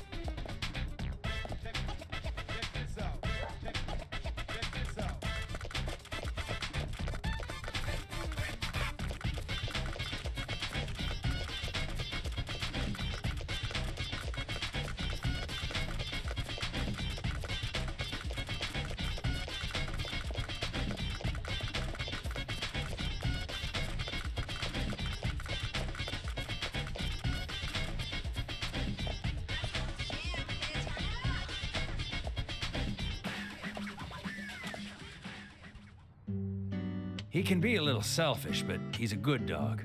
He stayed with me all this time, through all the good and the bad. How long have you been together? Oh, we go back a long time. I can't even remember a time when he wasn't around. I had a dog when I was small, too. He was a beagle, so we named him B. Stupid name, I know. He hated being left alone and always followed me around. I could tell him anything, even things I couldn't tell my parents. He'd look into my eyes and listen intently to anything I had to say. It's like he sympathized, and he didn't make fun of me. He would just listen. When I was done talking, he'd put a paw on my thigh. My worries just faded away when he did that. Made me feel like I was just a fool for worrying so much. Dogs are great that way. Oh, yeah. Sometimes I think they got a lot more wisdom than us humans. Even if they are betrayed, well, they don't see it that way. Sure sounds foolish, but you know dogs, why, they're always happy. I'm positive that even if man perishes off the face of the earth, dogs, why, they'll just carry on, regardless. They see everything, you know. From their dog houses, they look out and they see what humans do. Kaysen. Oh, look, Deputy Willie's calling for us. He's always like that. Let's get back to the chase.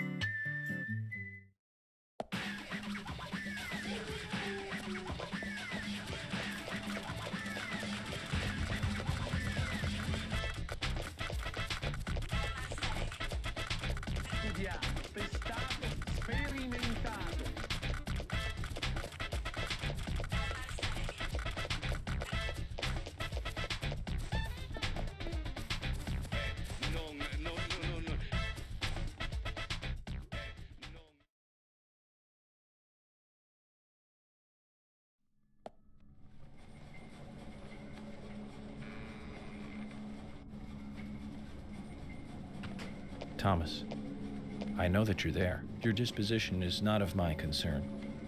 But you do need to stop this. Untie me. Let me go. Right now. And you and Carol should take off. Go as far away as you can.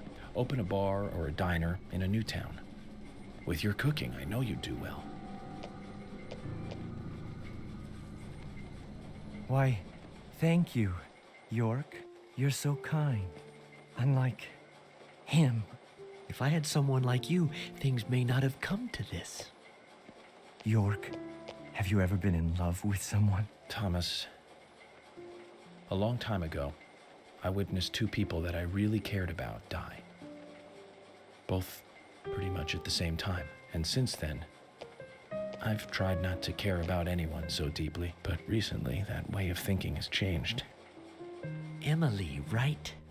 She's a nice girl. But I must warn you, York, you'd be better off not falling in love with her. Thomas, considering the circumstances, whatever I say might not be important to you, but I'll say it anyways. Don't you dare touch Emily. York, I think I've said too much. It's natural to respond when someone talks to you, I guess. Everything will end tonight. You just stay there until then.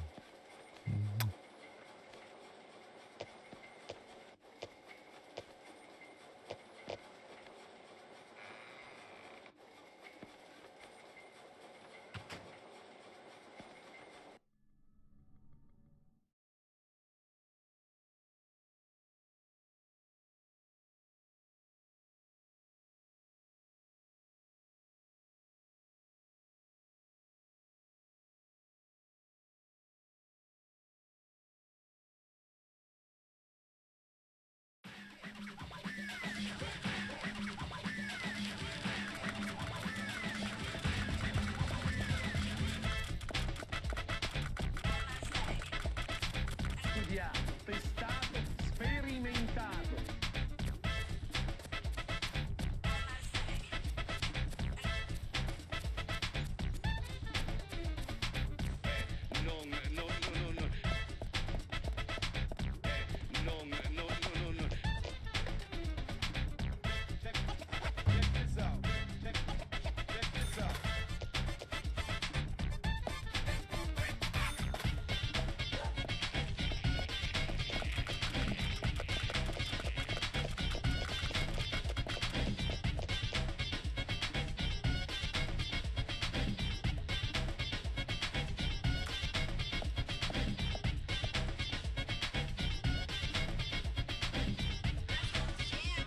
What's wrong?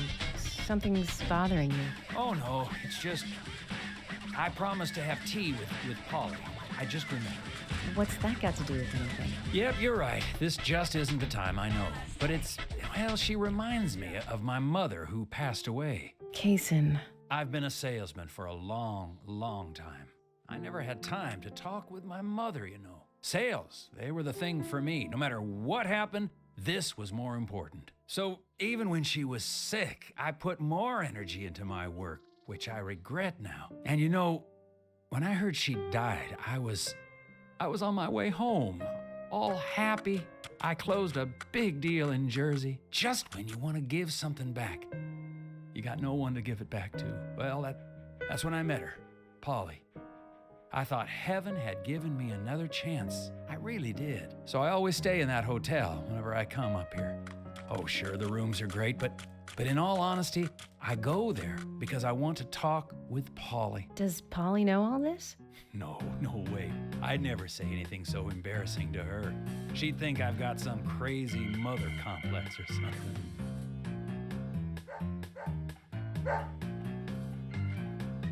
Right, let's get going. Deputy Willie disapproves of any chit-chat. I'll make it up to Polly some other time, I guess.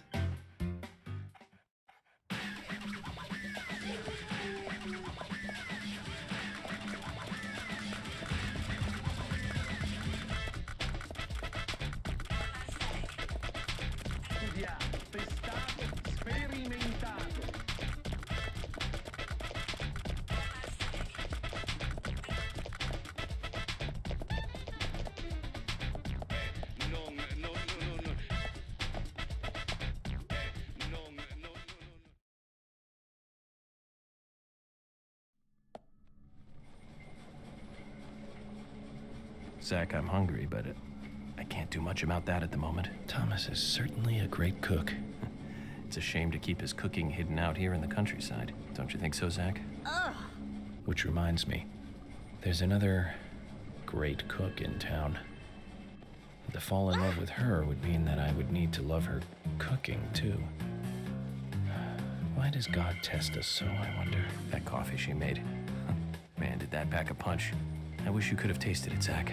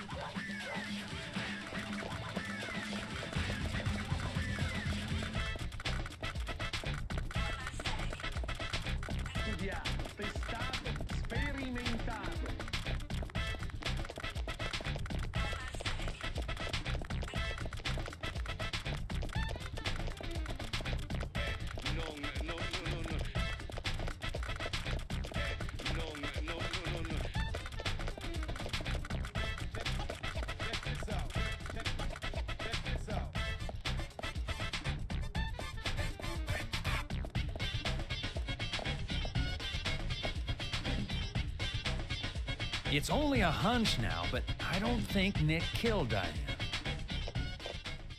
What do you mean? Me and Diane, we were, pretty close.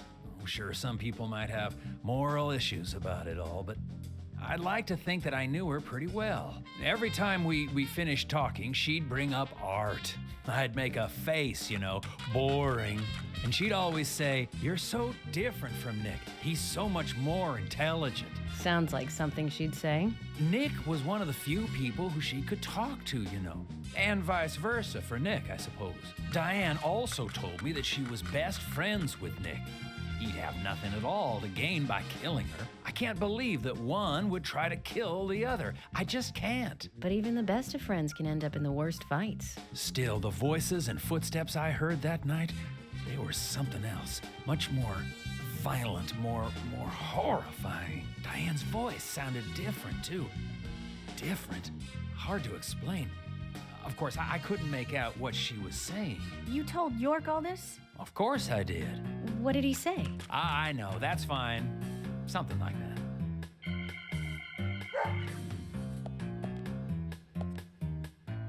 Let's go then, and catch Diane's killer.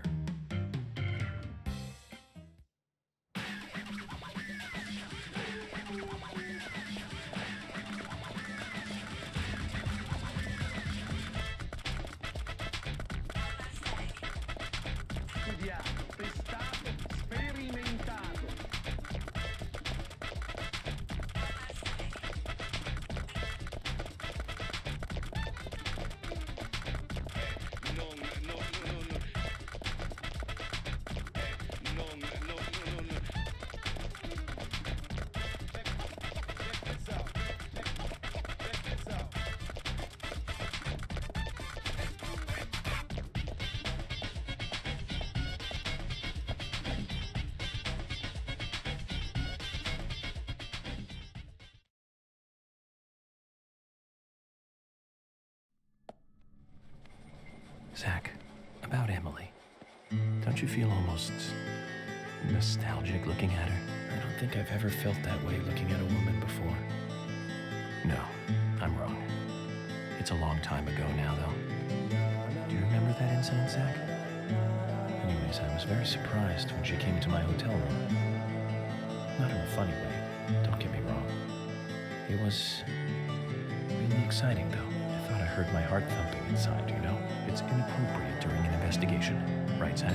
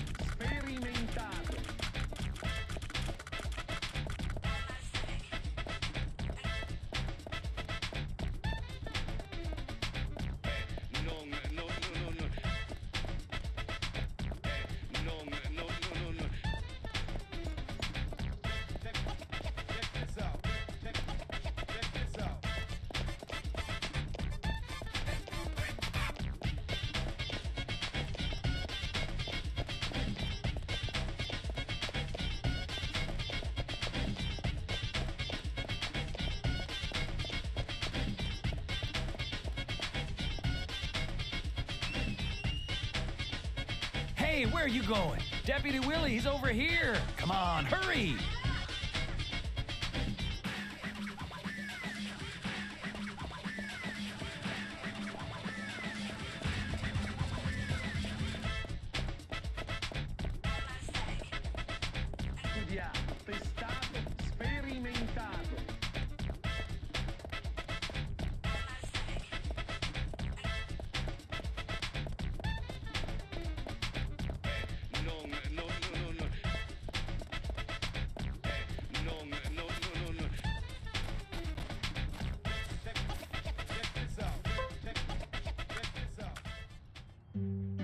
Are you close to the Ingrams?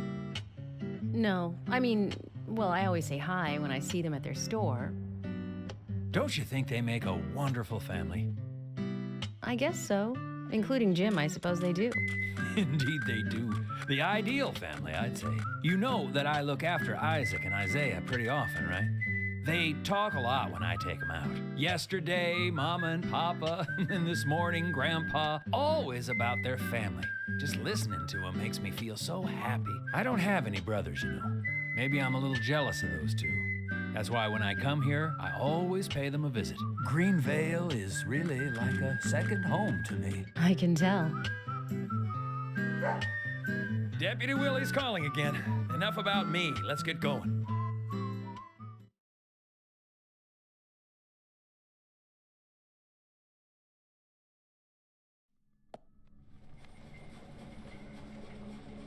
For some reason in the darkness, I see Emily's face.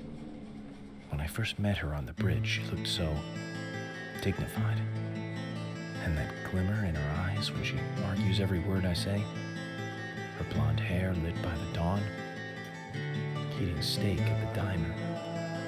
Giving me directions in the car. The horror on her face in the gallery.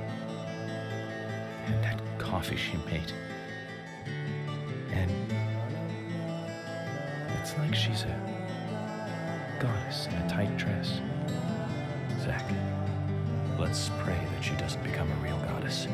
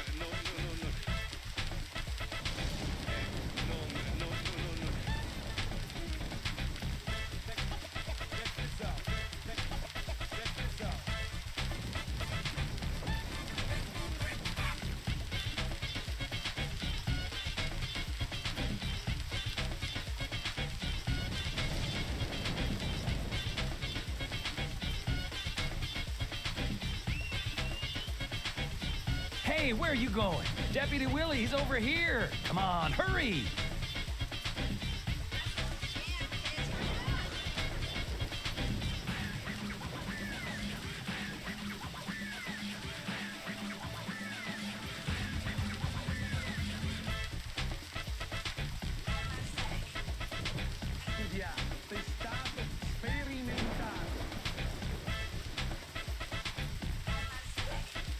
Willie, York is nearby?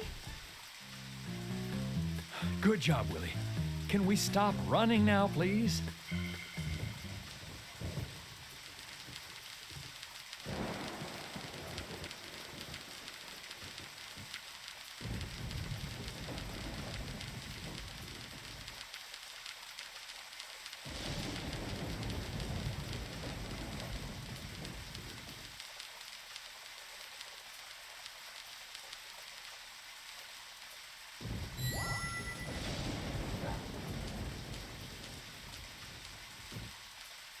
Hey, so we took the long route here. You weren't playing with us, were you? George, we found out where York is. George? George!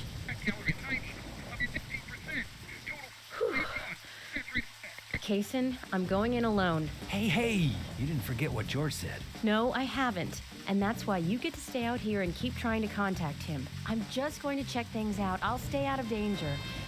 Trust me. Okay, if you say so. I'll take care of this here.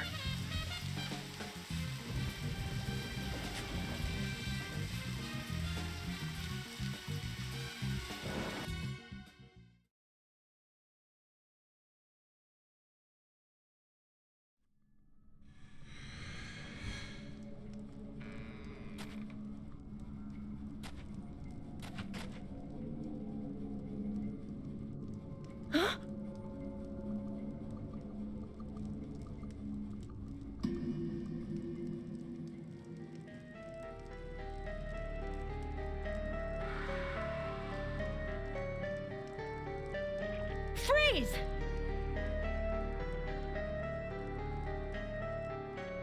Stop right there! Stop!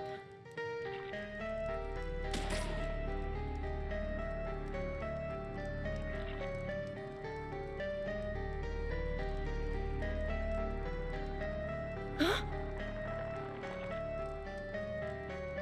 What the hell?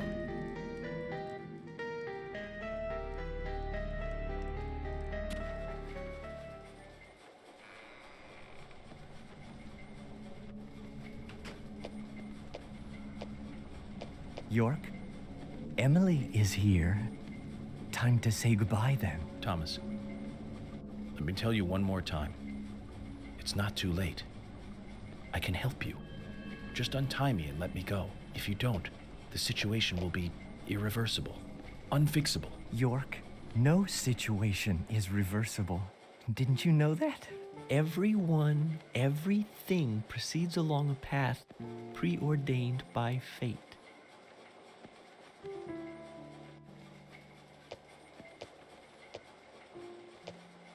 Goodbye then. I wonder who'll be the next person to open this door.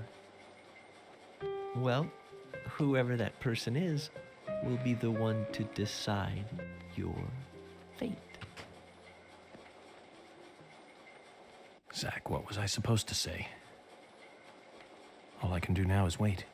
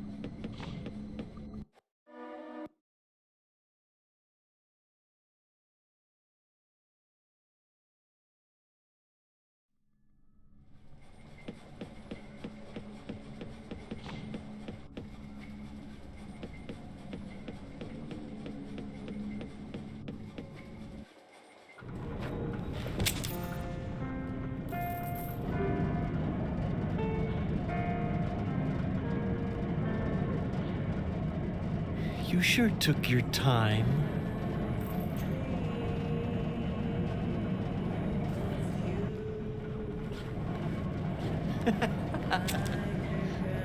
Thomas, you've got nowhere to run now. Just surrender yourself. Emily, I've been waiting for you. Where's York? Is he okay? He's quite the handsome one, isn't he? I liked him the moment I saw him. He likes someone else, of course. Who do you think that is? I'm asking you if he is okay. Answer me. Oh, yes. He is handsome. But me and Carol, we love not him, but a different person. My lovely G. Cut the crap. Do you know what you're doing? Why, yes, I do. All too well.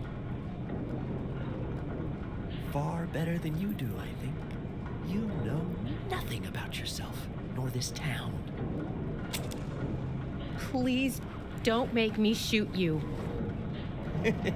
You're a silly, sad little woman. We're heading for devastation. All of us.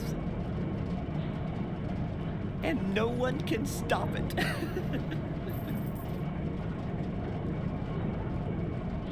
Oh, Thomas, you're sick. But there's still time. We can get you help. I'll help you. You're too kind, Emily. As kind as a goddess. That's why he likes you. This town is soiled, and only you are shining in it.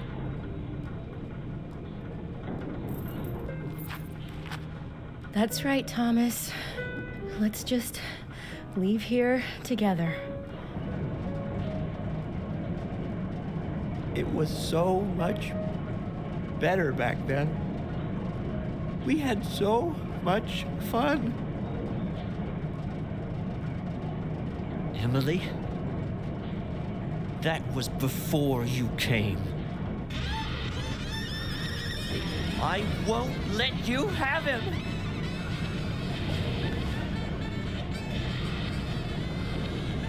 You filthy pig!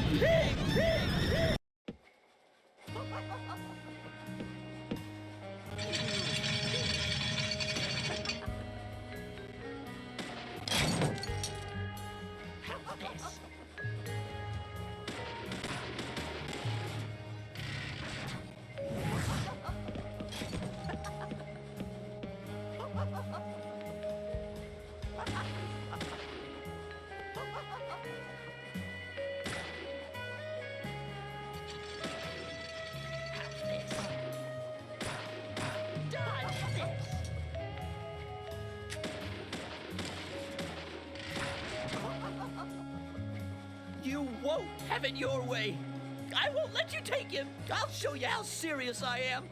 I'll turn you into hamburger meat.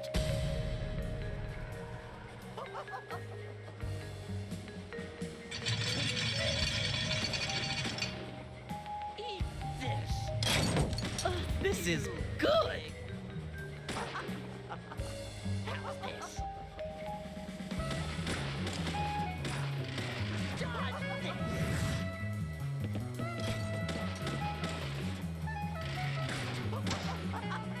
Looking pathetic, Emily. Eat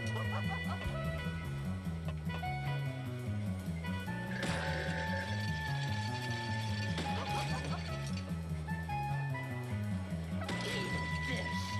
You're gonna die, Emily.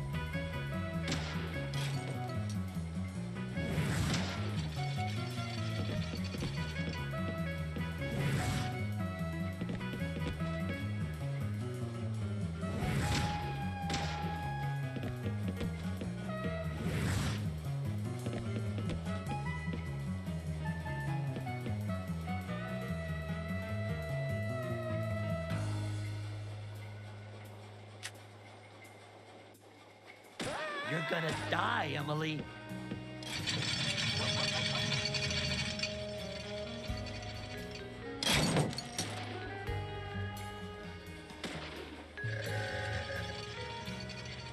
That hurt.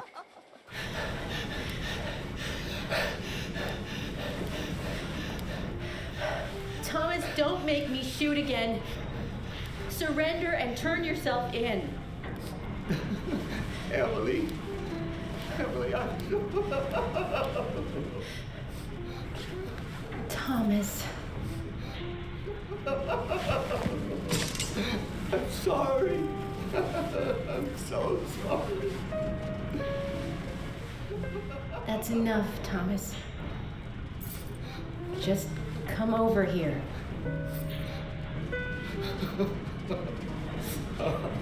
Emily, Emily, I just...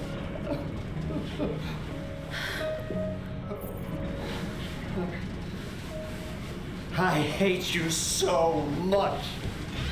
Die, you skanky swine! You stinky mutt! Get away! Get away from me! Get off!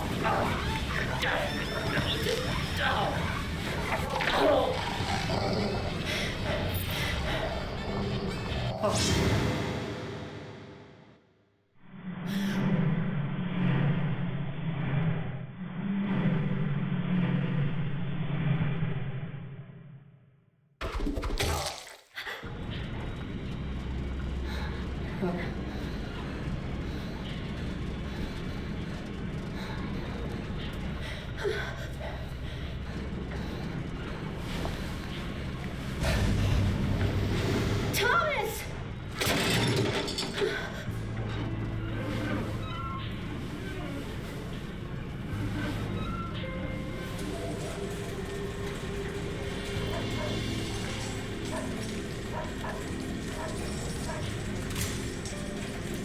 Oh, is that Thomas hanging there? Oh my God. He looks like a strung-up turkey.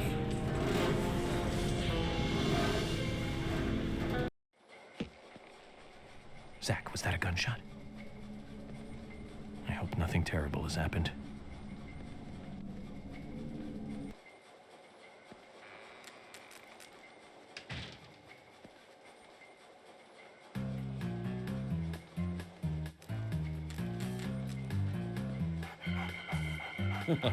Hey, Willie. Are you here with your owner?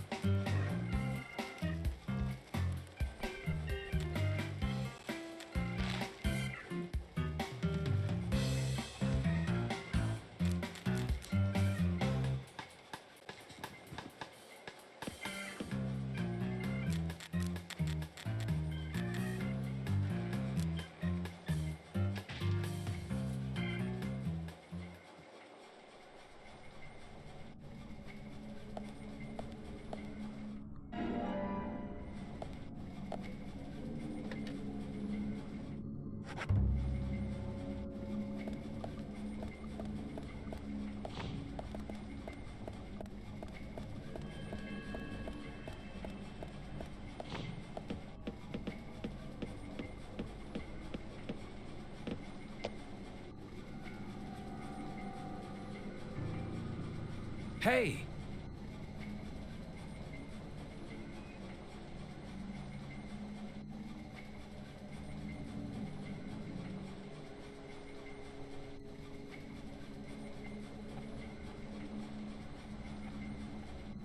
York, are you okay? I'm fine. Got to spend some quality time with Zach. I heard gunshots. Did you get our man?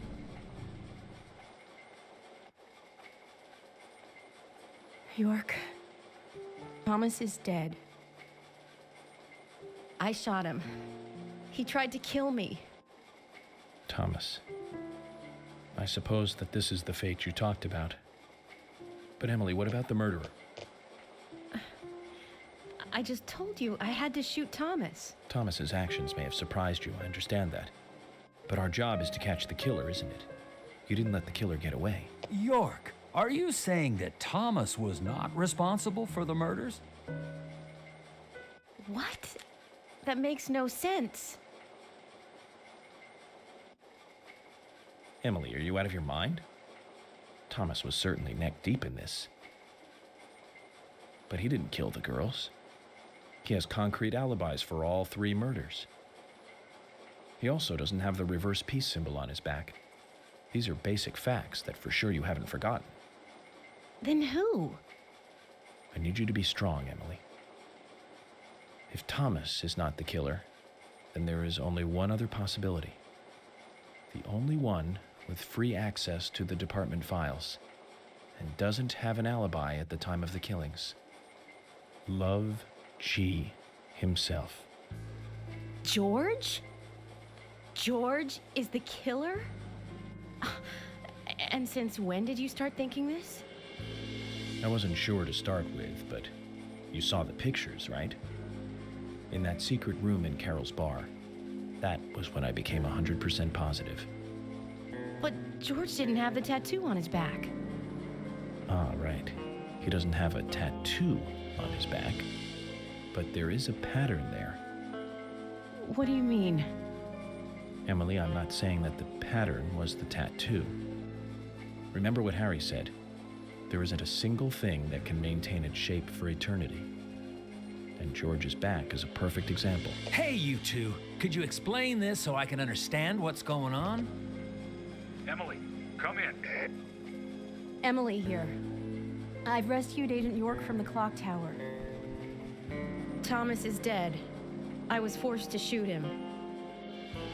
I see. And you two are both all right? York is a little weak, but we're heading back to the department now. Okay, I'll do the same.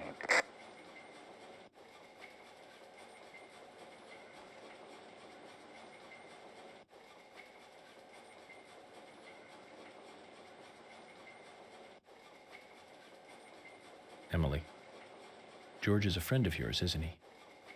Yes. Then what we are about to do is going to be tough to deal with. Are you willing to go through with this?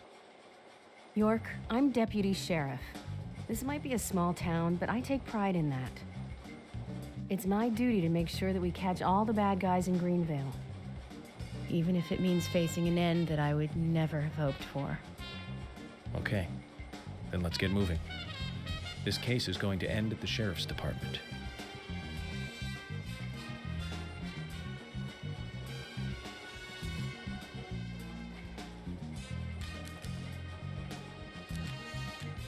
This is madness. Willie, come on. Let's go with him. Chickening out now would be like leaving after eating the appetizers.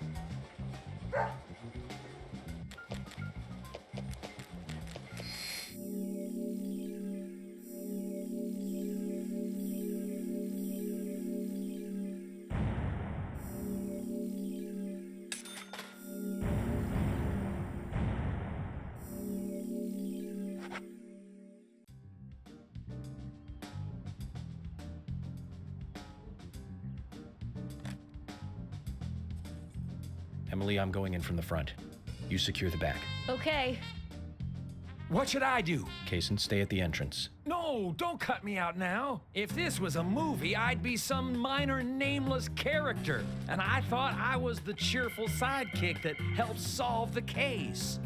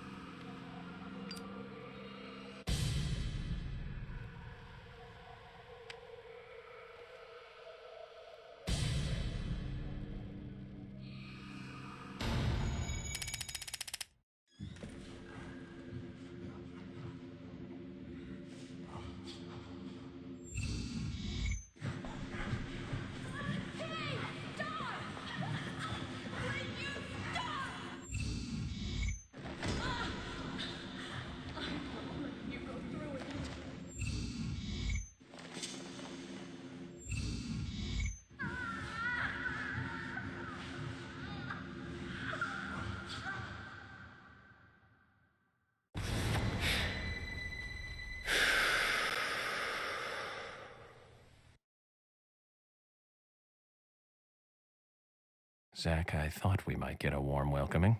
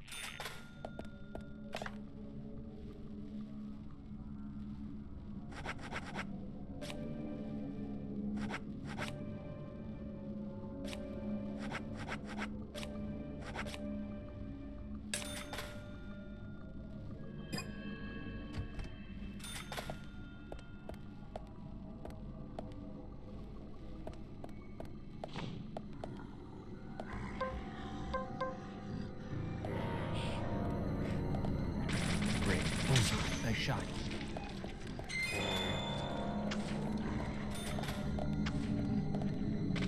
Great. Amazing.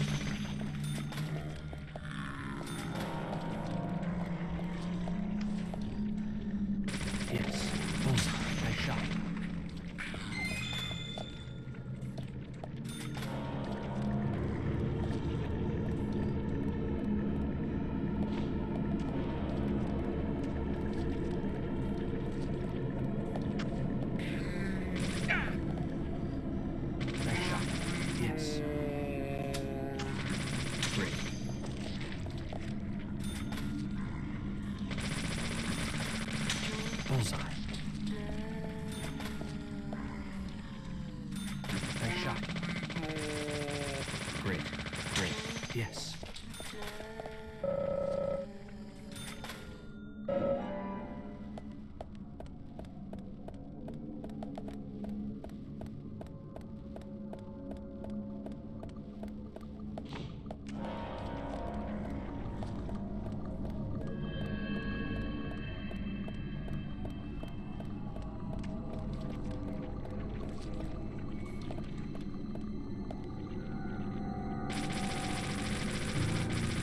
Yes.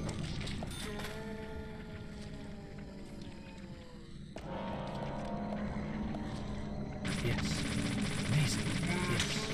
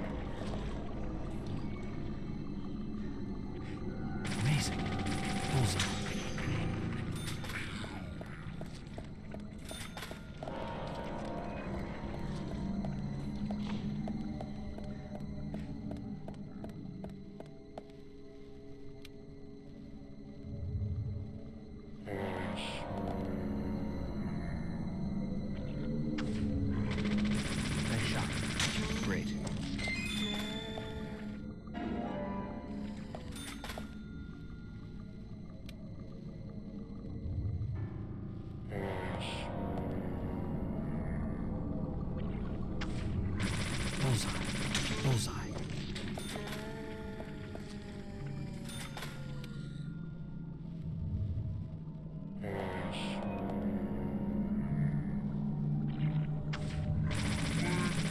Nice shot.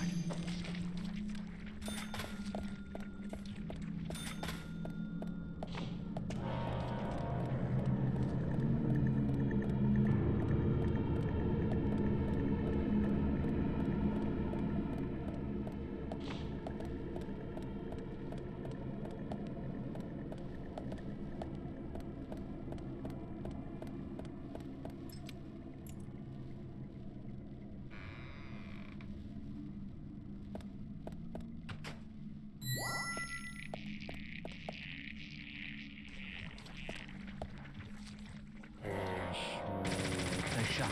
Yes, nice shot.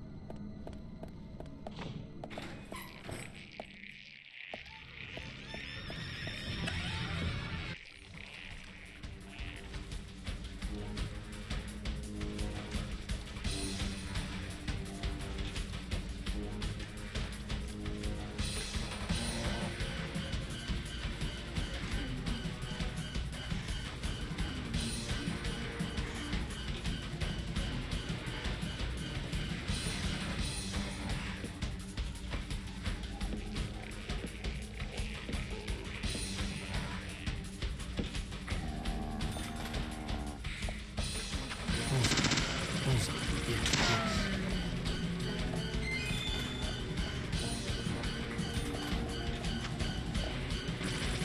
Bullseye. Great. Amazing. Nice shot. Bullseye. Amazing. Bullseye.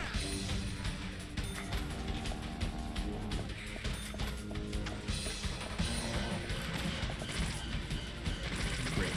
Great. Nice shot. Great. Yes. Amazing.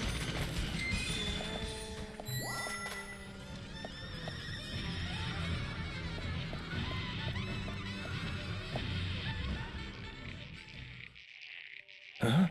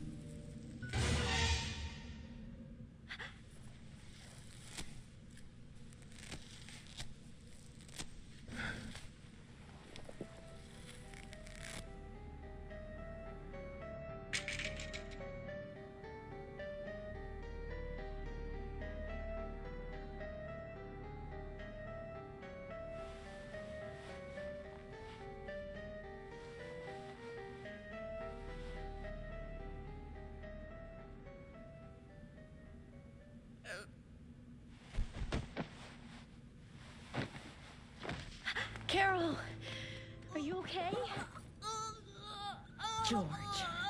George did this to you.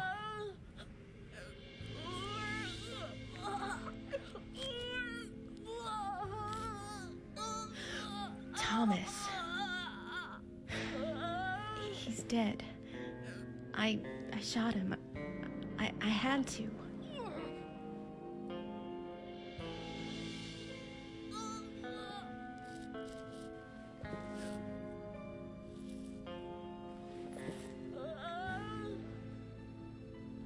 Carol?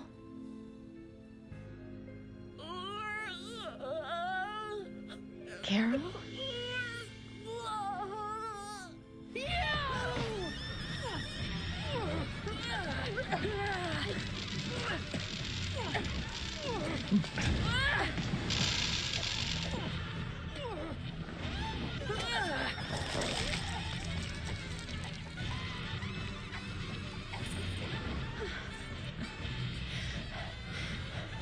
Kaysen! Kaysen, quick!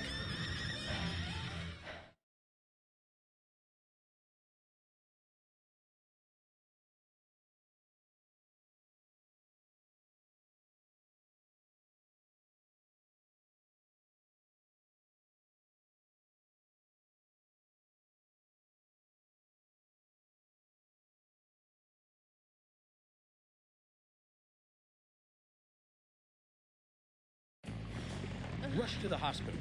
She needs a full stomach and liver cleansing. York, you need to come too. She needs... No, I have to take care of something here. But I can't take her alone. Please, Kaysen.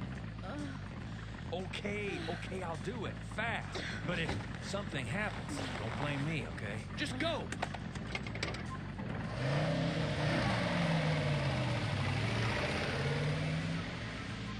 I haven't been this emotional in a long, long time. Can you tell, Zach?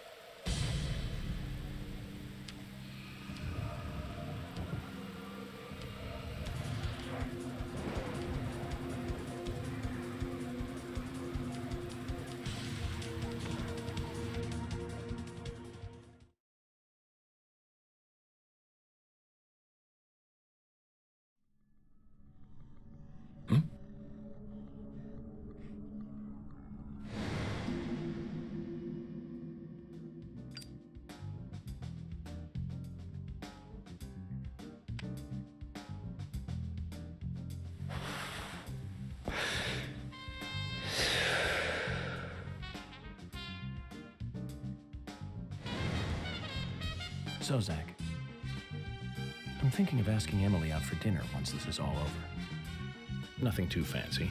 Just somewhere where we can relax. You know what? Nick's Diner might be a good idea. I think I owe him a nice big tip, too.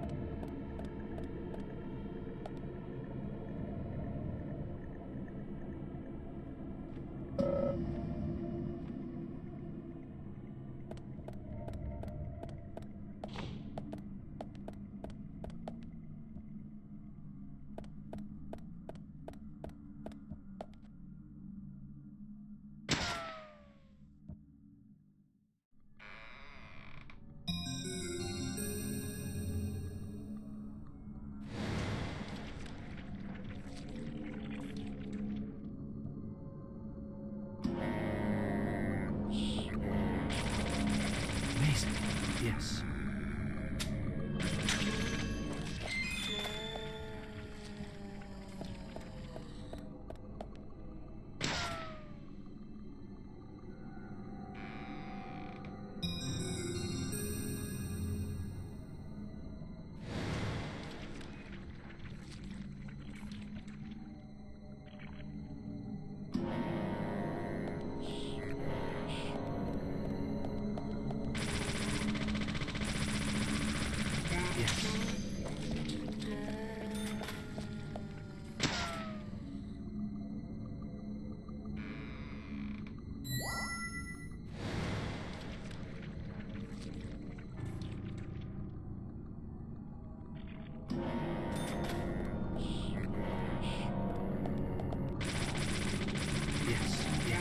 Yes.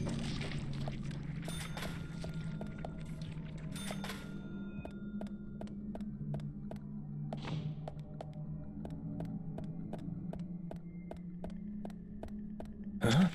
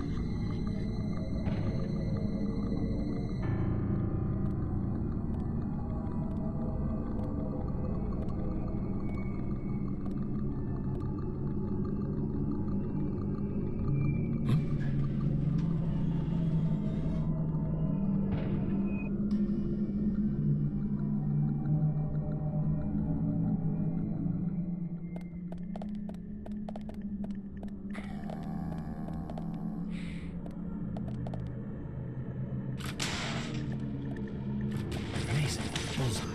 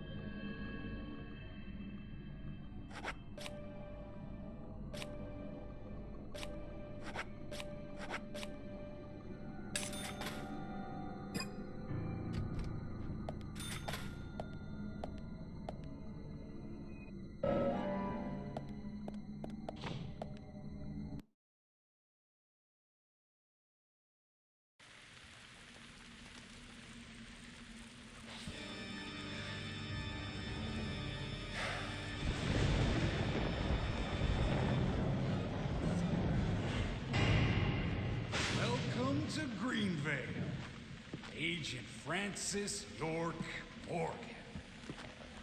Ah, I finally got to see the real Greenvale. I knew you country folk were shy. It took you long enough to show me who you really are. York, this is a wonderful and powerful town. Especially when it is raining. I always get depressed when it rains, especially in this town. This town has two great treasures. Do you know what they are, York? Those seeds are one of them. But I don't think they deserve to be called a treasure.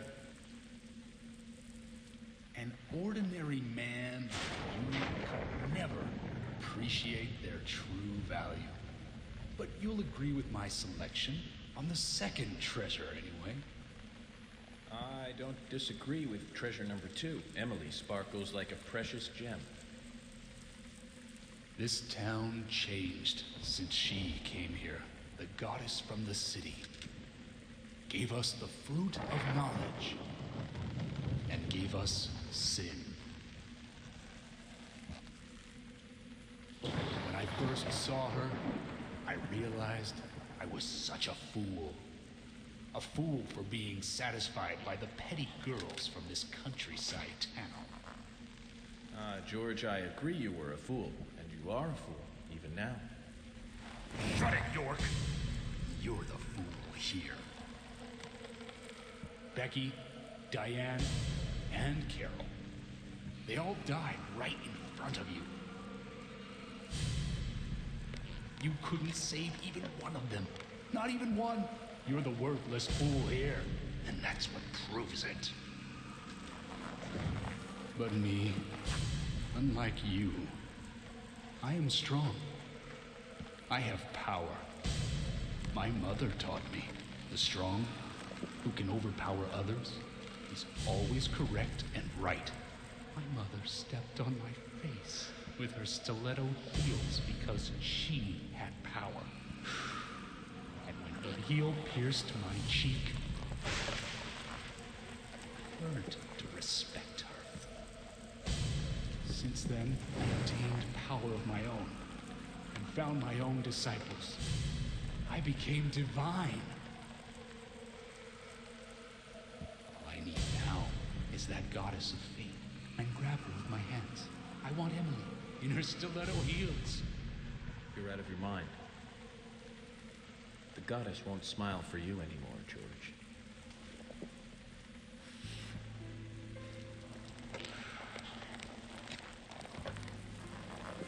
York, have you ever shot down a deer? Oh, it's so different from shooting a man. Deer hunting is great. They can be erotic creatures. Those black eyes, firm hips, and slender legs. Hunting is a sign of power, especially deer hunting. Did you know, York? From time to time, there's a family of deer that comes down to the graveyard. I shot them full of bullets, and they still remain standing. First, I thought they were zombies. When I snuck up on one, cut its stomach out, I found the truth. The red seeds. Those seeds made those deer invincible. George, no Olympics for you. You'll fail the doping test. You'd be good food for wild animals, though. Shut your crap, York. I have these seeds because I chose them. Come to me, and that proves my divinity.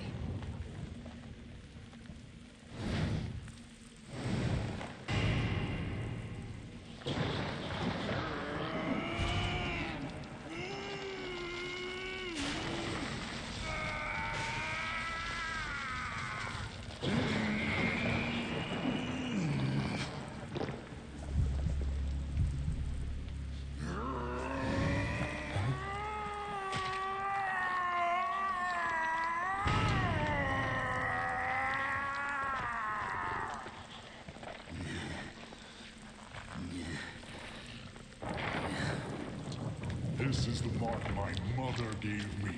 Proof of power. The red tree. The red tree? You've got that all wrong, George. That's the mark of child abuse.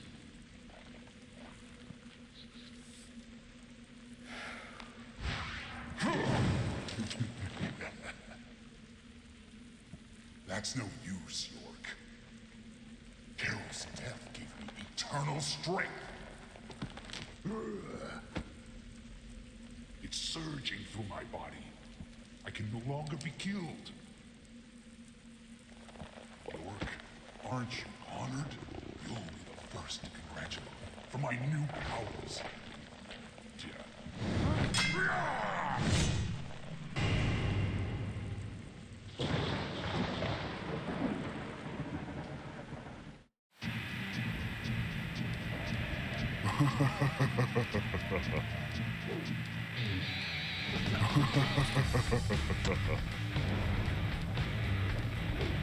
Going to crush you.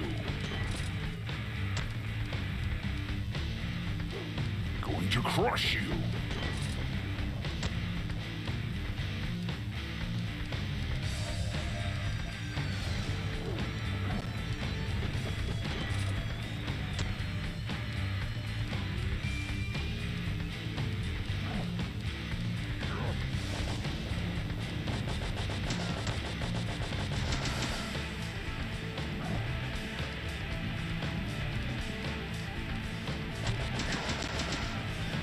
You think you're so clever.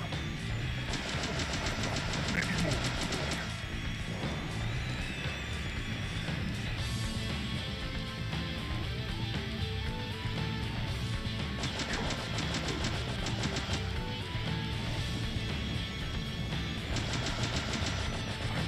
Many more.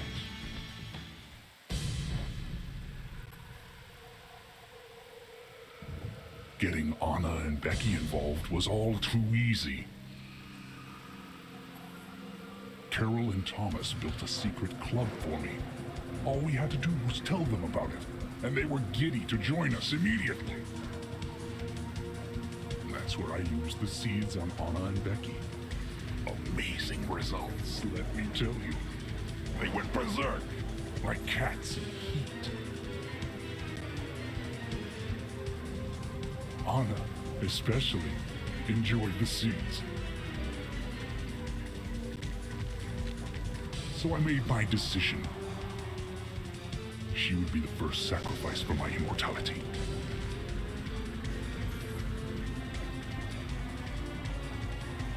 George, your poetic prose is a bit confusing.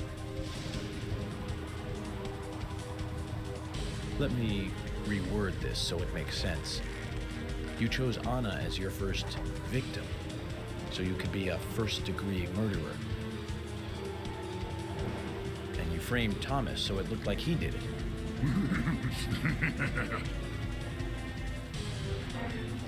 You saw him, didn't you? All made up. Poor fellow. He knew that he was only being treated as a substitute for Emily. He knew that. And Carol knew too. But they played along with your sick games.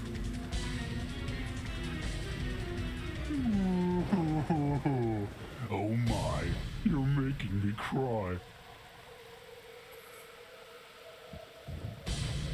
He's the one who told me about the Raincoat Killer. About how to become divine, too.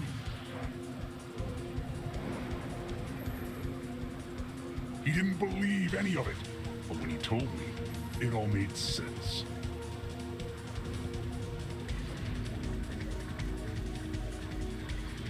Why was I born in such a run-down dump?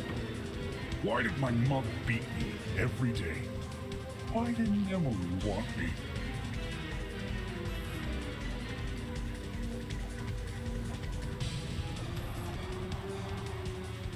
All these things were just preparing me for something more. Ultimate power! Ah!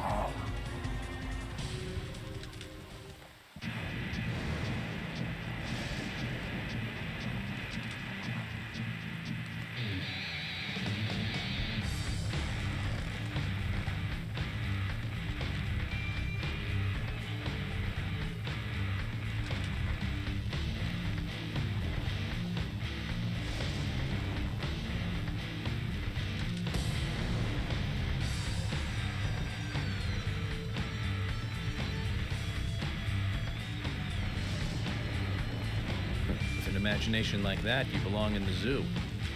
Hollywood Zoo.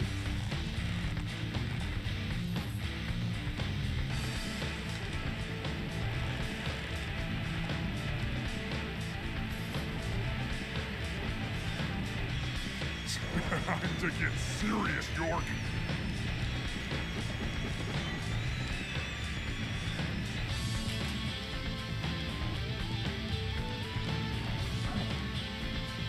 You don't think you can beat me, York?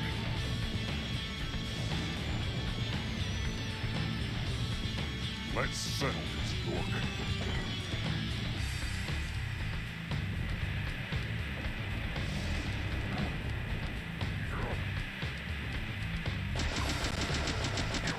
What? You scum!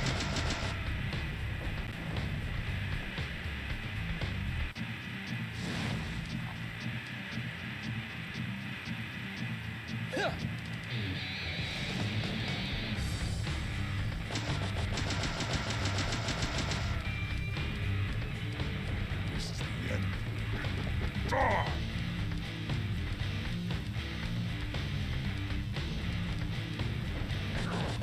Look, I like seeing you crawl.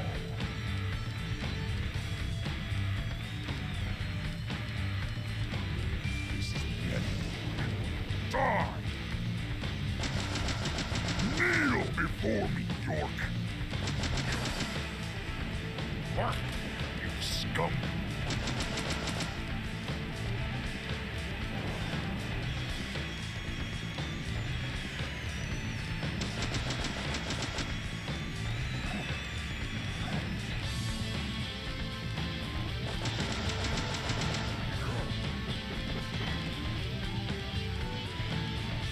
Let's settle this, York. York, I like seeing you crawl. This is the end. Die! This is the end. Die!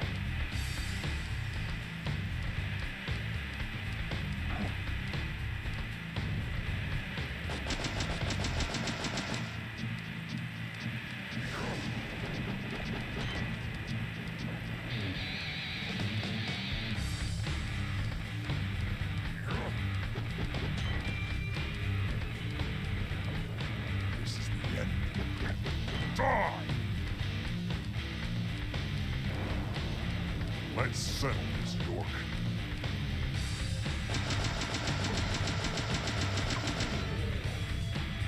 What? You scum! Why? Why? Why? Why?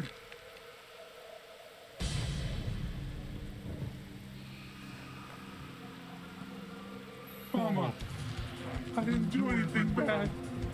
Why? Why are you doing this to me? It wasn't me. I didn't do anything. I know to apologize to Premonition, didn't I? I know I didn't with you, but still. I didn't do anything wrong. You know who it was. He's the one who made me do all this. He's the one that gave me the wonderful present. And it filled me with confidence. And that was when I realized.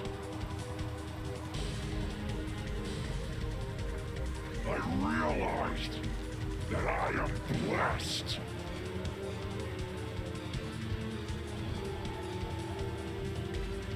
York, no, you haven't. No right to hold on to it.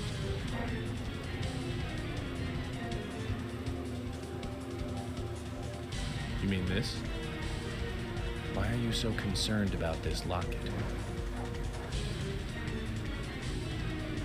I told you I'm the chosen one. Only the chosen one can own that locket. That's what he told me. Haha! I am special. I am. Be my slave, York.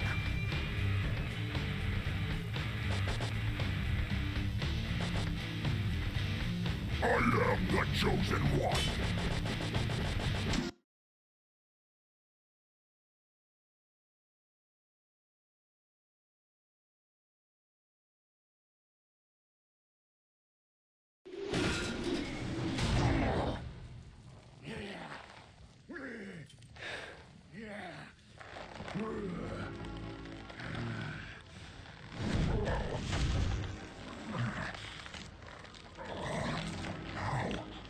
this be?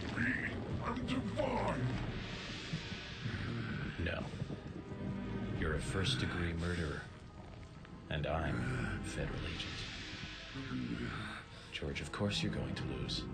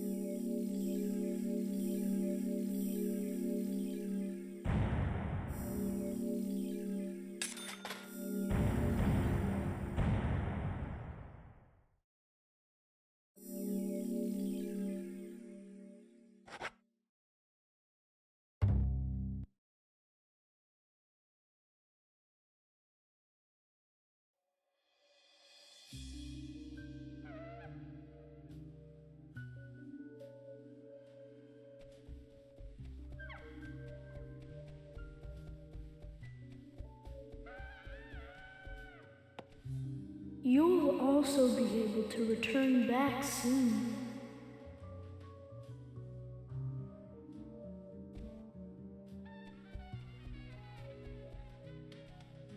Very soon, you'll be able to go back to where you came from.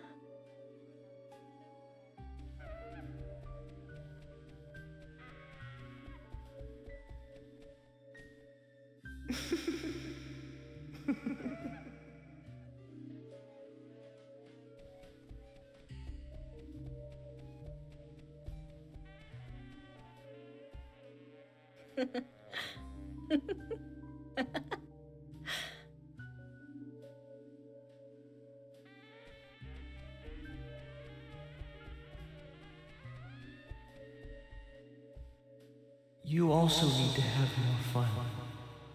I'll play with you a little if you like.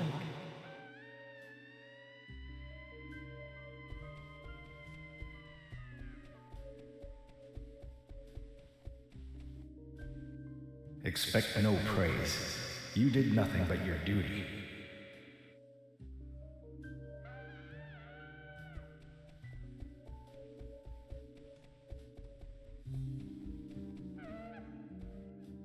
Francis, well done. I'm sure your father wants to congratulate you.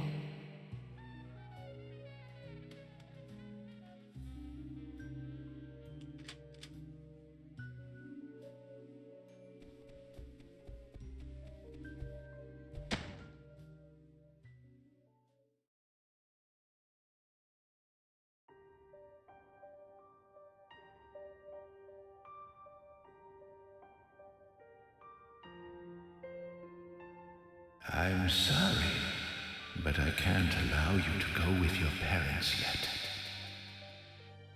There is still something you need to do. Open that envelope.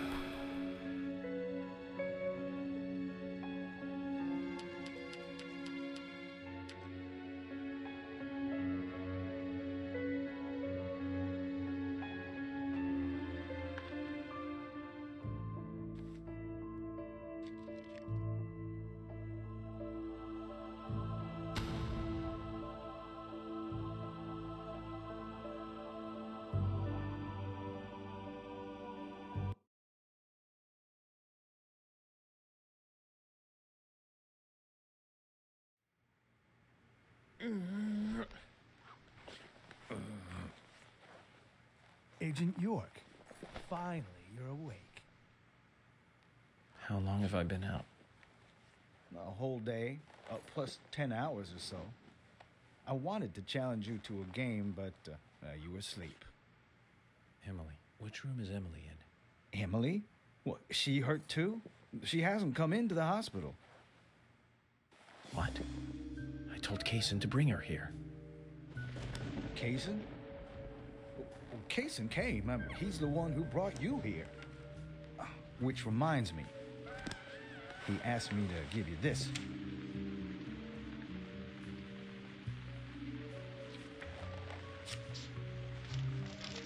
What is it? I don't know. He just asked me to hand it to you after you woke up. Anyway, you solved the case, right? Hey, do you want to play some chess? Sorry. I'll have to take a rain check. I have an urgent issue I need to attend to, and I need to leave the hospital.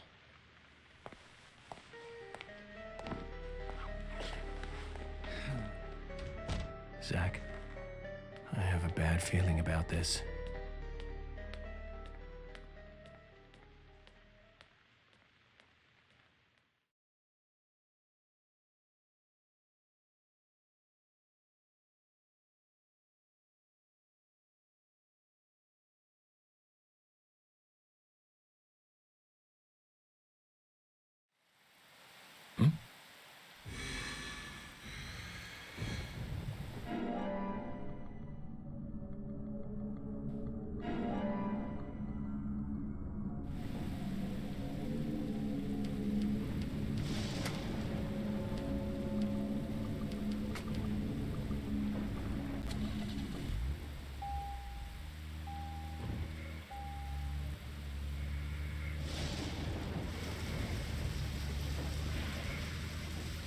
Zach, I'm getting a really bad feeling about all this. I truly believe George was the murderer that we were after, but killing him, of course, does not solve all the murders related to the Red Seeds. I do not know if what Harry said is true at all, but the answer to the mystery of those Red Seeds is here in this town. I'm sure of that. I failed as an FBI agent. I left Emily alone as I slept through an entire day. Zach, I need you to pray with me. Pray that things have not gone too far. All we can do is go to the location written in Kaysen's letter.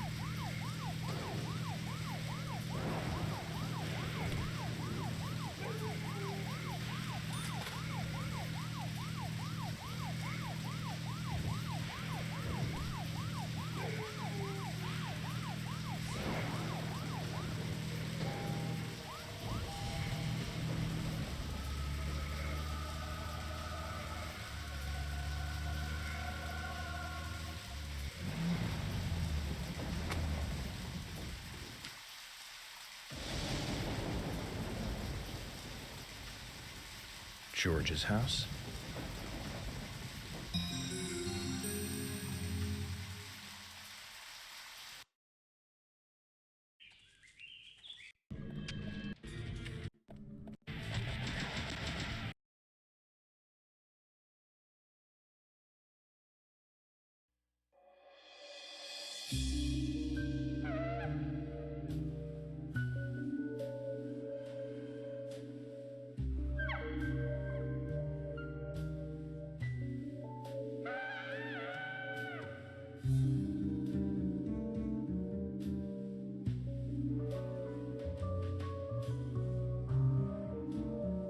This is most strange, Zach.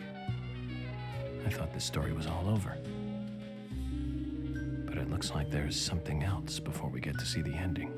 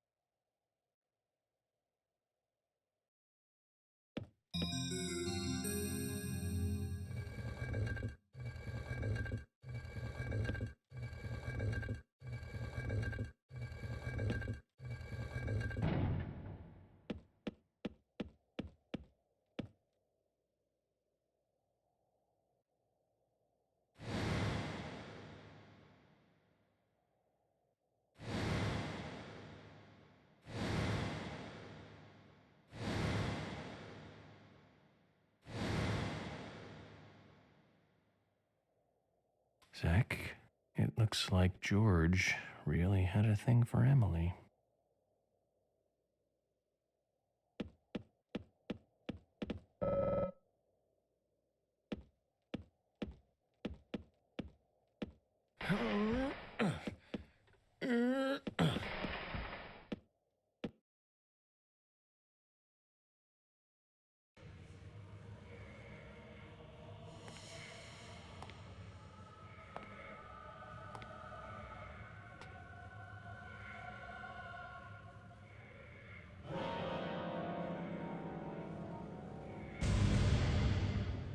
Meeting the mother is always a bad experience after killing the son.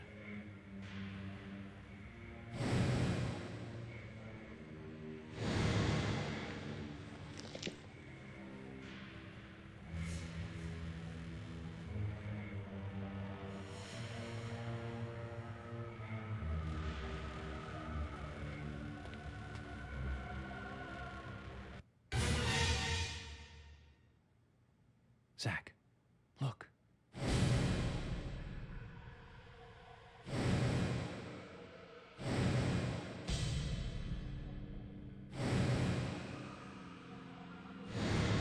That wasn't a reversed peace mark.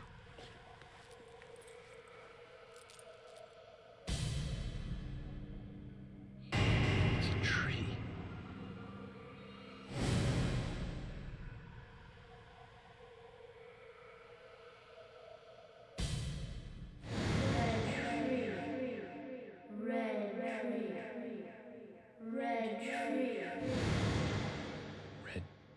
tree.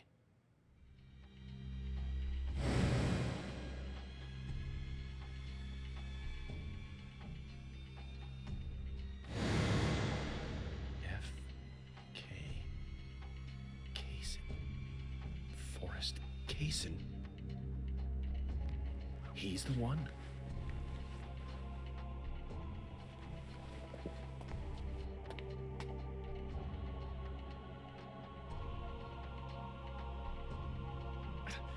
Emily.